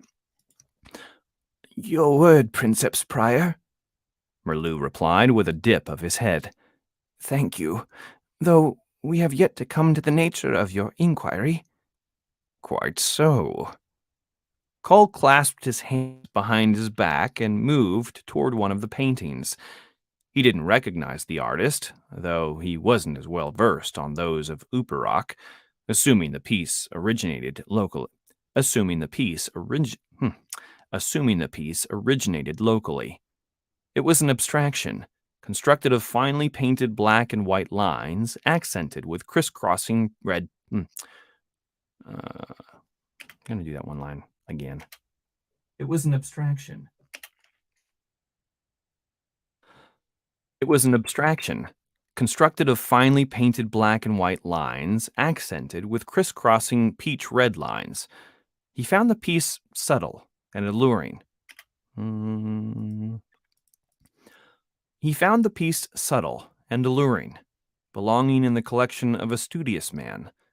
Cole turned back to Merlou and said, You have served many an excreant in your day, have you not? If Merlou was startled by this sudden course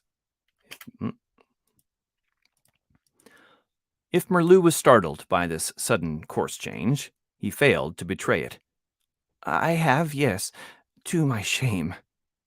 An honest confession. An honest, get the T.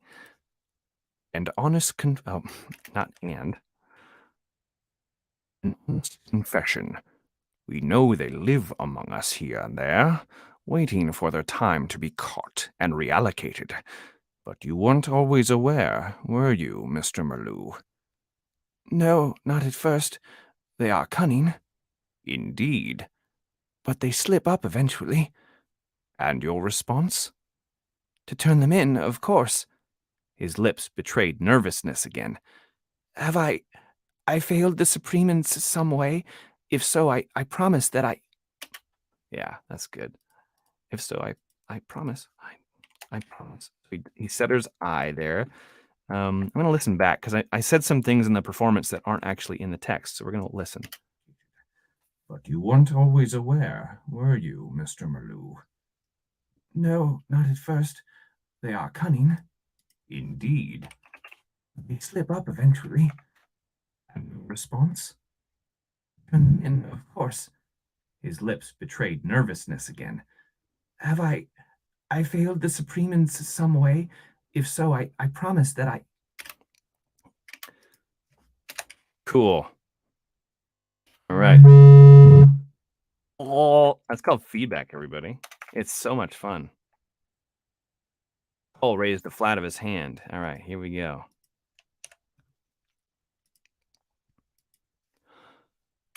I lost it.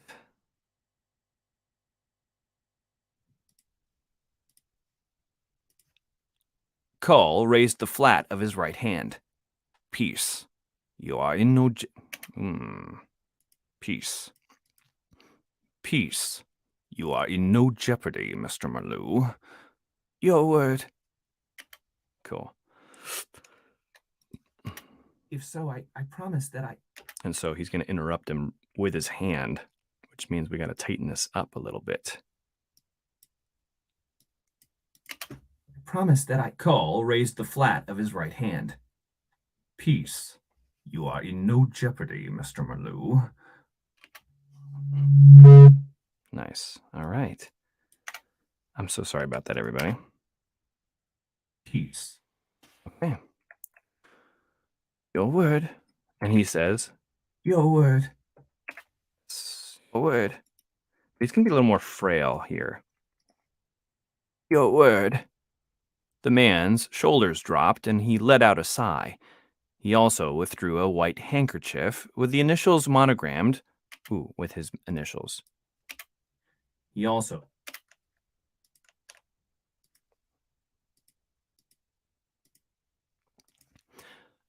withdrew a white handkerchief with his initials monogrammed in the corner and dabbed his forehead with it. Thank you, sir.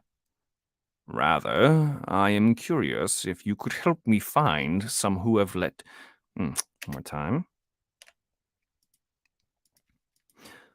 Rather, I am curious if you could help me find some who have yet to be reined in. Did I say that word weird? be reined in. In was a little weird. I wasn't happy. Rather, I am curious if you could help me find some who have yet to be reined in. You mean arrested and executed? Reallocated, yes. Of course, but I fear that I don't know any of... what does he say? Of course, but I fear that I don't know of any currently. But you might not. You might not. But your records, you might not. That's what he needs to emphasize. You might not. But your records could hold clues that might serve me in my quest. My records? Merlou swallowed before his eyes lit up with understanding. Yes. I do keep a column for... How should I term it? Suspect clientele? Suspect. Suspect clientele? This was more than Cole could hope for. If someone like Merlou had already started connecting the dots to nefarious agents, it would save time. And this document, you keep it here? Cole gestured to the desk. Oh, no, it's in my safe, sir. I would never leave such an account out in the open. Begging your pardon, again. I have so much fun acting these characters out. And we're almost at the end of scene 2 here. Yep.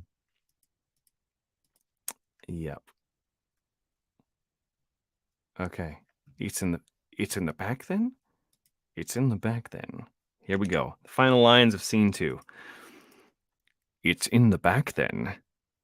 It's in the back. So it's in the back. So so maybe we go back. Maybe we go back. That's what he's going to say. Yeah, just like that. Rewrote it. Begging your pardon, again. He didn't sound... Never leave such an account out in the open. Begging your pardon, again. Okay. I was going to keep... So, may we go back? Yes. I didn't quite get that right. So, may we go back? Yes, this way. And with that, Jorn Merlou led Sidarius Kull through his workshop and into his private office. If there were indeed a strategic excreant headquarters in the city, as Kull was beginning to think there was, young Conturix Hale would need a promotion. That is the end of scene 2. All right, everybody, I'm going to take a short break. I'm having fun here. I'm going to try recording scene 3. And if you want to hang around, awesome. I will be back in 5 minutes just to stretch. And I appreciate it. Feel free to leave any comments. I'll try to lead off the last scene here. And then once that's done, I'm going to call it a day and might do some more tomorrow. I hope you had fun. If you had fun with this, let me know. Yeah, so going to jump into a 5-minute intermission, and then I will be back.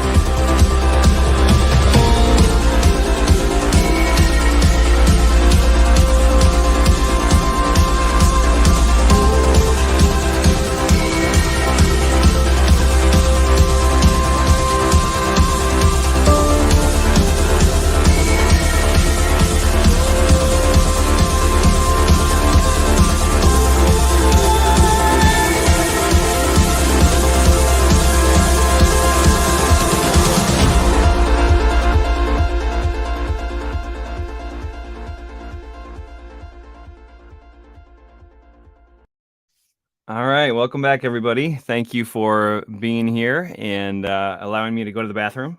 Much appreciated. To get some water to stretch and check in with my family a little bit. My oldest daughter is home sick for the day, and so I got to see how she's doing. But anyway, glad you're still here. Appreciate this, and as you can tell, this is a lot of work. Like there's a lot of what we would say virtue, which is time plus energy. And virtue goes out of you when you're recording these things. It demands quite a bit, but honestly, having an audience has been fun. I've never done this before, as I've said, so it's been really cool just to have you present, and I'm enjoying it. So I hope you are as well, and maybe we'll make it a regular thing. I have a lot of work to record here in the future.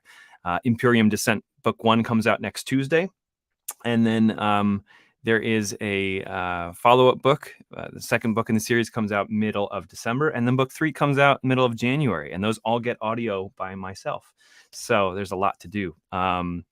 Anyway, referring back to one of your Coffee with Christopher chats, would you say you're narrating or voice acting? Kay asks. I am voice acting.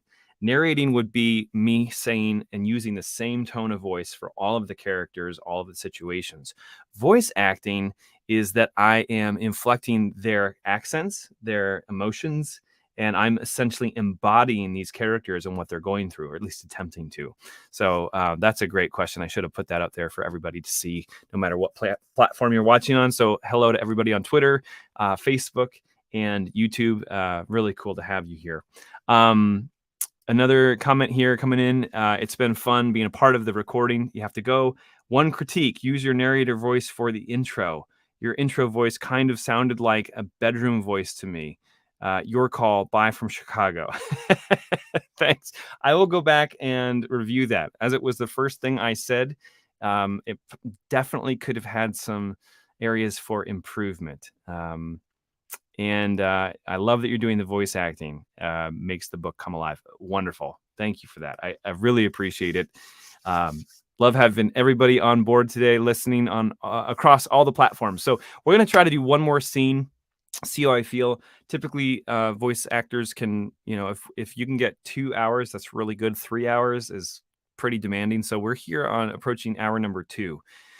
In addition to having the live broadcast element. So let's jump in. This is scene 3. It's a new scene and a brand new character named Arcady. And I think I love her. So let's see where we go. All right. Let's do it. Scene 3. Arcady. Kinehelm District. Blevhold. Uperak. Adriana Kej-Dorian knew that her forces were in trouble. She'd known it from the moment the Squadra blockade ship had entered orbit. The Stratus had come to ferret out her people. The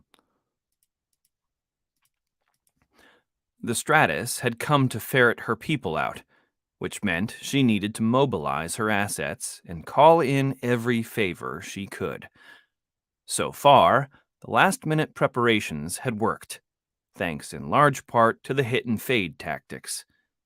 Her peoples. I like her peoples. Yeah.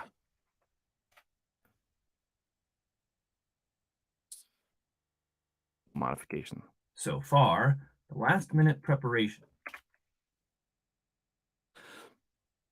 So far, the last-minute preparations had worked, thanks in large part to her people's hit-and-fade tactics. Reports of Stratus forces going on the wild musset. Ooh, yeah, I forgot that. Hey, Kindle, you didn't miss it. You're here. So glad you're here.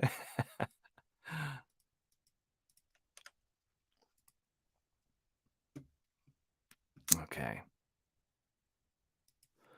Reports of Stratus forces going on wild musset chases around the lower districts had lightened the mood in the HQ, a decommissioned radial filtration plant in the city's central mining quarter in the north. At the rate things were going, The Strats would need to fall back and resupply within the hour, which she was fairly certain was not a scenario they'd planned for.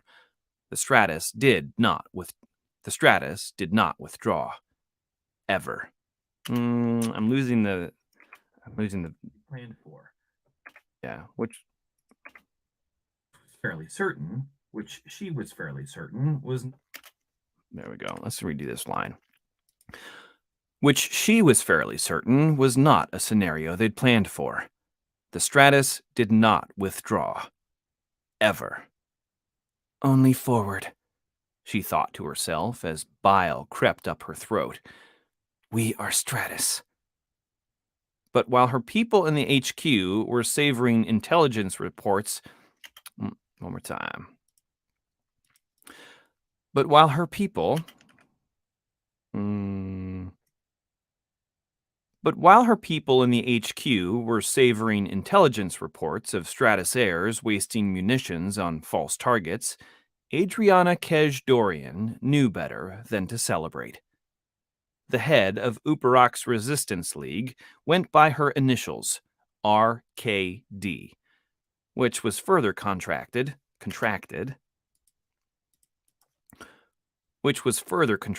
into a single name used throughout the secretive organization's network, Arcady. She stood at a south-facing window as billowing orange clouds rose from Vardo district and painted her skin a rich amber. Black makeup beneath her brown eyes was applied in the tradition of the radial scrapers, whose skin was forever stained black, like her father's. Her hair was equally dark, betraying a blue sheen thanks to Viridis blood several generations in her mother's past. Arcady kept it long. Arcady kept it in a... That is cool. Thank you, Gerard. Arcady. Glad you like that. All right, let's see if we can get this. Arcady kept it. Arcady. All right. Arcady kept it long. Nope. Arcady kept it in a long braid that lay across her buttocks or often draped over one shoulder. Her black sleeveless shirt was wet with sweat, while her tan trousers and dark boots were splattered with dried mud and ore from helping set up the urban gauntlet in the lower districts. Let me double check that. I'm going to listen to that. Arcady kept it long.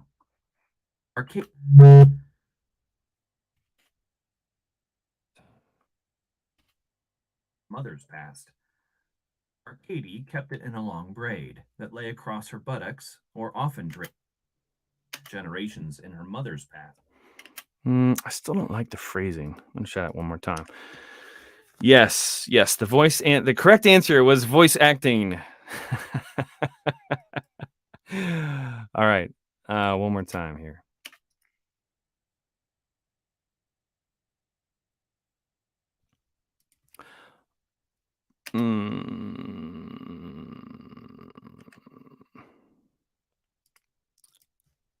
Arcady kept it in a long braid that lay across her buttocks, or often draped over her over one shoulder, or lay.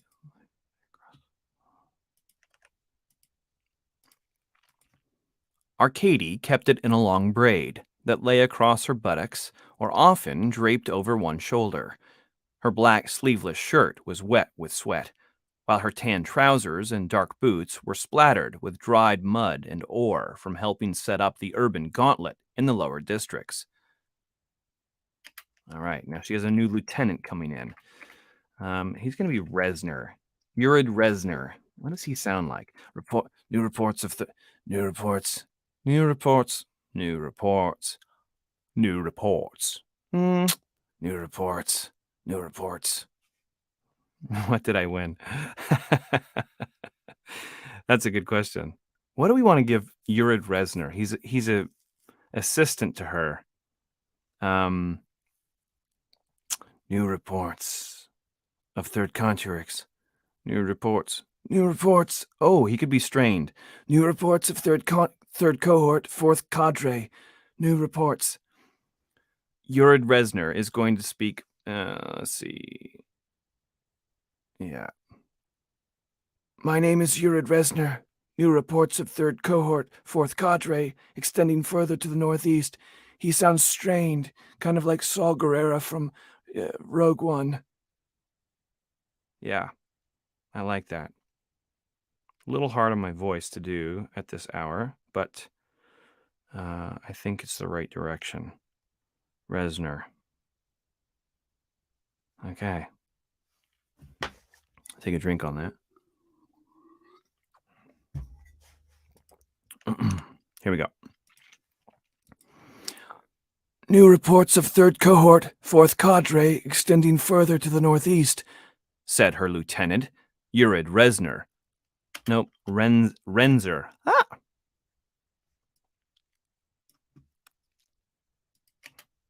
Said her lieutenant.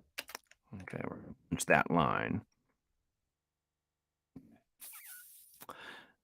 Said her lieutenant, Yurid Renzer. I could say it right. Said her lieutenant, Yurid Renzer, as he set a sheaf of clear plastic cards. Oh, said her lieutenant, Yurid Renzer, as he set a sheaf of clear plastic. One more time. Said her lieutenant, Yurid Renzer, as he set a sheaf of clear plastic cards on the war room table behind her. Casualties. Resner swallowed. Theirs are ours. She turned, her braid twirling behind her, and cast him a dark look. 9 in Vardo, and 2 more killed on the eastern bluffs. As for the enemy... Don't, she replied with a raised hand. Arcady knew the answer. It was still 0. Renzer. I hate when you forget how to pronounce the names I give people. That's awesome. That's incredible. That's a ton of people with new reports, like a crowd of administrative clerks trying to speak up for us. Yeah, it's a pain in the butt. You can imagine, right, Sean? I love it. All right. I think it was still 0. Renzer. Here we go. Renzer took a deep breath and smoothed his soot-stained leather jacket. The dirty blonde motif matched his hair and short beard. Perhaps if we call our eastern assets back through the tunnels and use them to reinforce the western flank, it will only delay the inevitable, Arcady said, cutting him off. And that needs to be... And she's going to clip him there. So I have to edit that real quick. And here's what it sounds like finished. Reinforce the western flank. It will only delay the inevitable. Yeah. Little tighter. The western flank. It will only delay the inevitable, Arcady said, cutting him off. Nice. Nice. All right.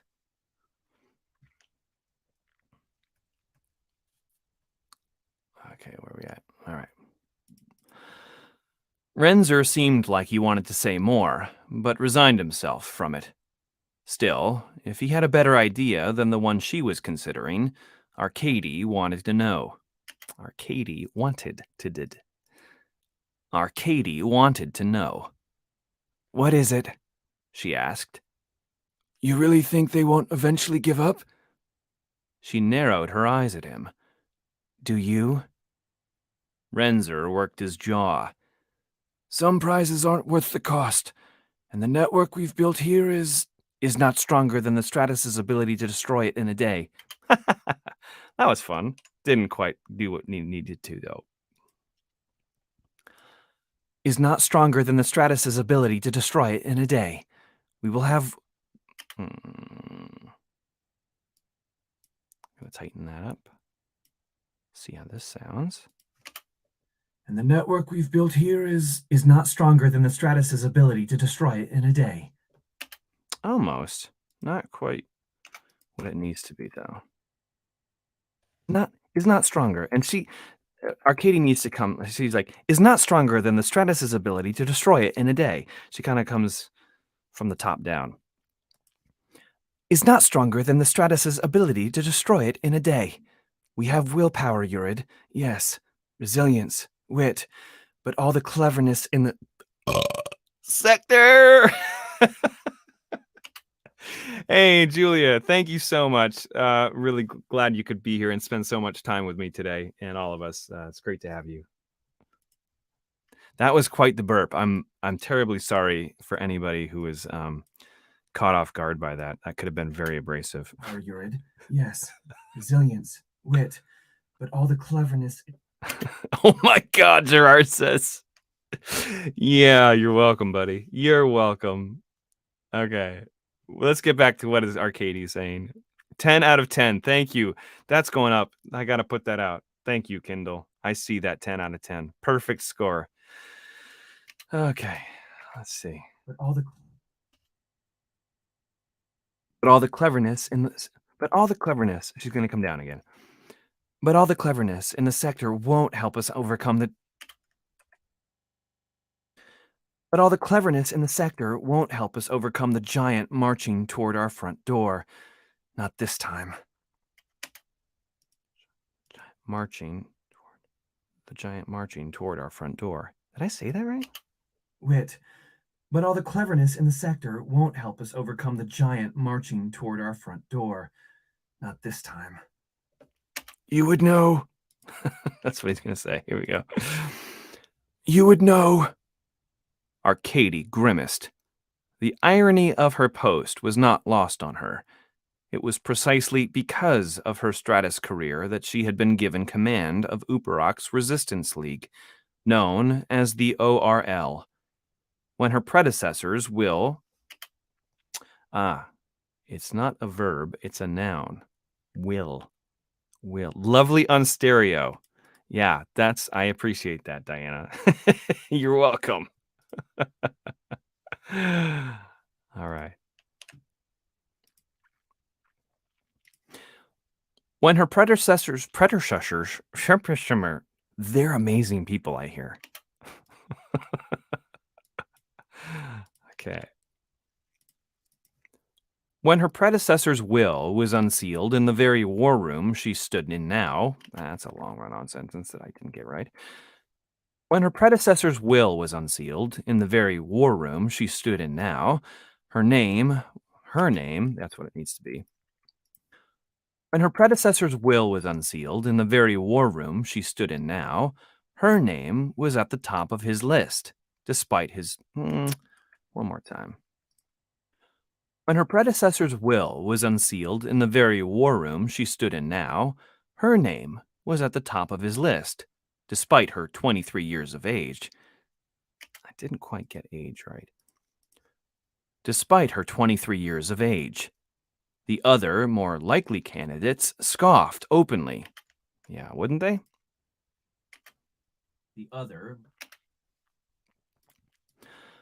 The other more likely candidates scoffed openly about the dead man's choice, much to Arcady's chagrin. Nice to know I'll have their unflinching support, she thought. But the general's orders stood, and Arcady took command. That was 2 years ago, and her opponents had either been won over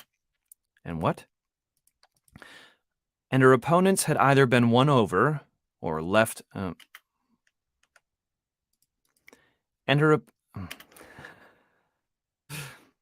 And her opponents had either been won over or left, or been killed. She, however, remained until now. Your orders? Renzer said. I know that look. He needs to be a little more convinced. I know that look. You're plotting something. Is Fellows still on planet? I think so. Why? You're not thinking of... Yes, I am. And for those who know who Rim Fellows is, this is going to get exciting. Still on planet? I think so. Why? You're not thinking of... Yes, Okay, so we got to clip that. That's going to get tightened up. So it sounds like this. Why? You're not thinking of... Yes, I am. And she is, too. Oh, this is fun. Her lieutenant's face went pale. But what about our work? All the excreants in the city. Have a better chance of staying hidden if we leave now. Too many incidents. Have a better chance. She needs to come down. She needs to come harsher. All the excreants in the city. Yeah, she's going to come top down. Have a better chance of staying hidden if we leave now. I hit. Have a better chance of staying hidden if we leave now. Too many incidents. Incidents. Oh my gosh. One more time. Have a better step. Sometimes you get loopy when you get tired, you know? This is what's happening right now, but I'm gonna finish this scene. By gum.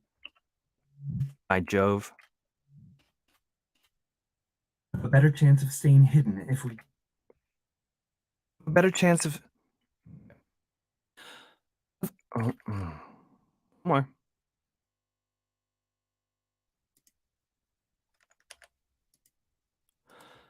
Have a better chance of staying hidden if we leave now.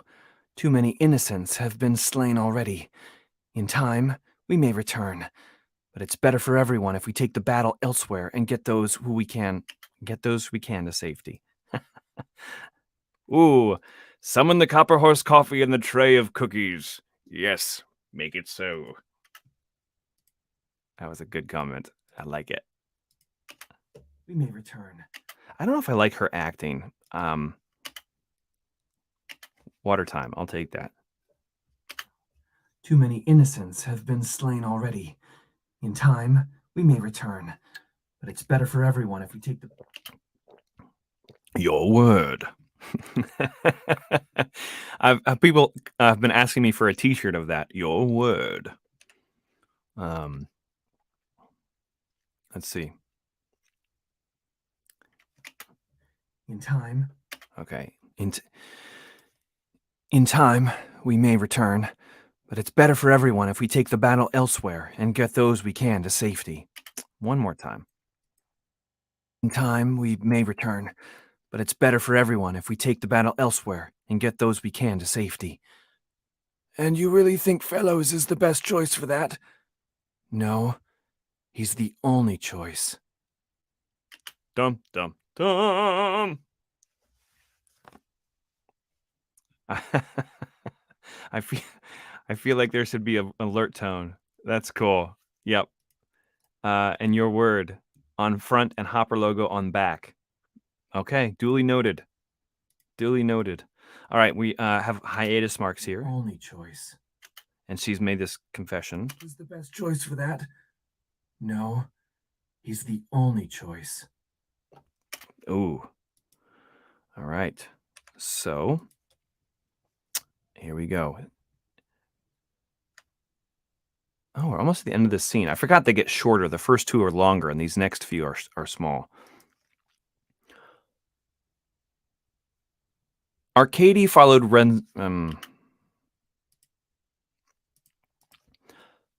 Arcady followed Renzer. I want to say Trent Reznor, but it's Renzer on purpose. Arcady followed Renzer's intel. Arcady followed Renzer's... Arcady followed Renzner's intel to a mining pub in the north where... ran away from me there. Arcady followed Renzner's intel... Me too. Nice. Arcady followed Renzner's intel to a mining pub in the north where Blevhold's cracks narrowed and squeezed out the sky. Here, there was little room for buildings on the canyon floors, so structures were carved into the rock faces themselves. One such stone-faced business bore a metal sign that read Scraper's Paradise. The letters were made of broken mining equipment, welded to a hanging piece of sheet metal. Even before she stepped inside, Arcady could feel magnasonic wave drums pulse in her belly. And it's pulsing. And inside Arcady.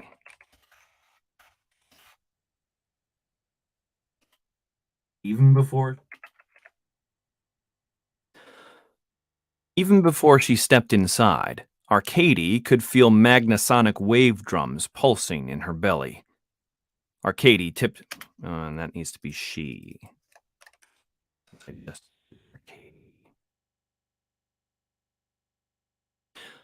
She tipped the door guard with 2 Orium marks and then forced herself into the mass of sweaty, soot-stained bodies that filled the overcrowded dive. I think some of you are in this overcrowded dive.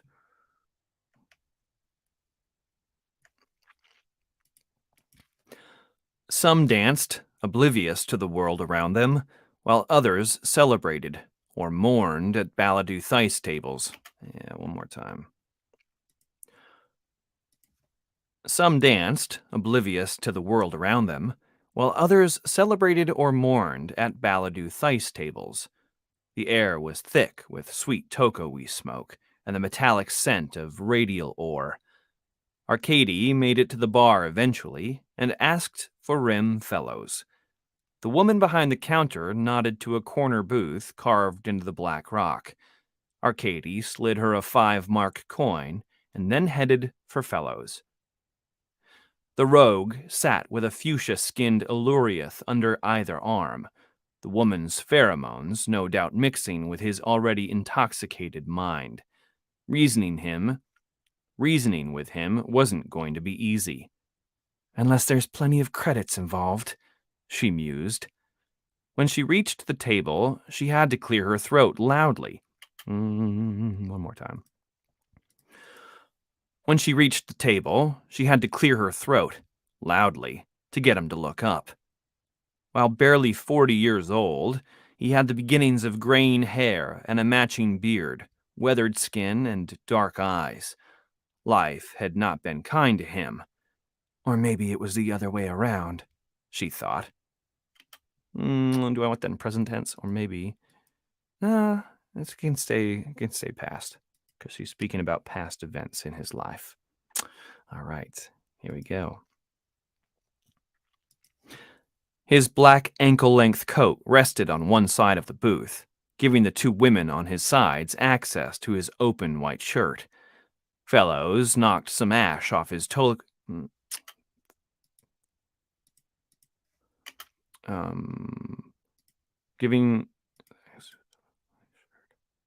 where they held their hands against his chest. I think it needs to be a touch more descriptive. All right. Okay, let's try that one more time. What we left off, so I make sure I got the right spot. To his open white shirt. Booth, giving the 2 women on his sides access to his open white shirt where they held their hands against his chest. Yep, this guy's a player, man. Side of the booth. Gotta watch out for room fellows. Giving the 2 women on his sides access to his open white shirt, where they held their hands against his chest. Fellows knocked some ash off his roll of tokoe and said, "Well, well, well, what brings the infamous RKD to this den of miscreants?" "I need to employ you," she said. "Sorry, busy." Arcady withdrew a leather pouch of Orium bars and tossed it onto the table so that the plates slid out and glinted in the light. Fellows took one look at it and then said to his escorts, "You'll need to excuse me. I have business." They protested. "Business now, play later." They complied reluctantly, and Fellows offered Arcady a seat. "What did you have in mind?" That is the end of scene 3. And I think I'm going to call it for quits for today, everybody. This has really been a lot of fun. I hope that you enjoyed yourselves. Thank you for joining me live on Twitter, Facebook, and YouTube. Yeah, let me know. Let me know what you think of this. If it's something you'd like to see more of in the future. Hopefully it kept you company for a few hours here. 2 hours, coming up on 2.5 hours. And again, this releases next Monday to everybody in the VIP club, followed by the book on Tuesday, the November 15th. So Gerard says, great fun. Kindle gives some clappy hands, and I appreciate that very much. You're welcome, Diana. You're welcome. Sean, appreciate this. Well done, Christopher. Thanks for inviting us and pulling back the curtain. I think there is a bright future in store for the Imperium universe. Truly a franchise for the times. Very cool. Somebody on Facebook says, thanks, that was good. And yeah, very, very cool. I'm content. I'm happy. And I appreciate that I get to share some of my work with you in a different way than before. And yeah, that's everything. So, okay, everybody, have a great day. And thanks for tuning in. I'll try this again soon. All right. Peace.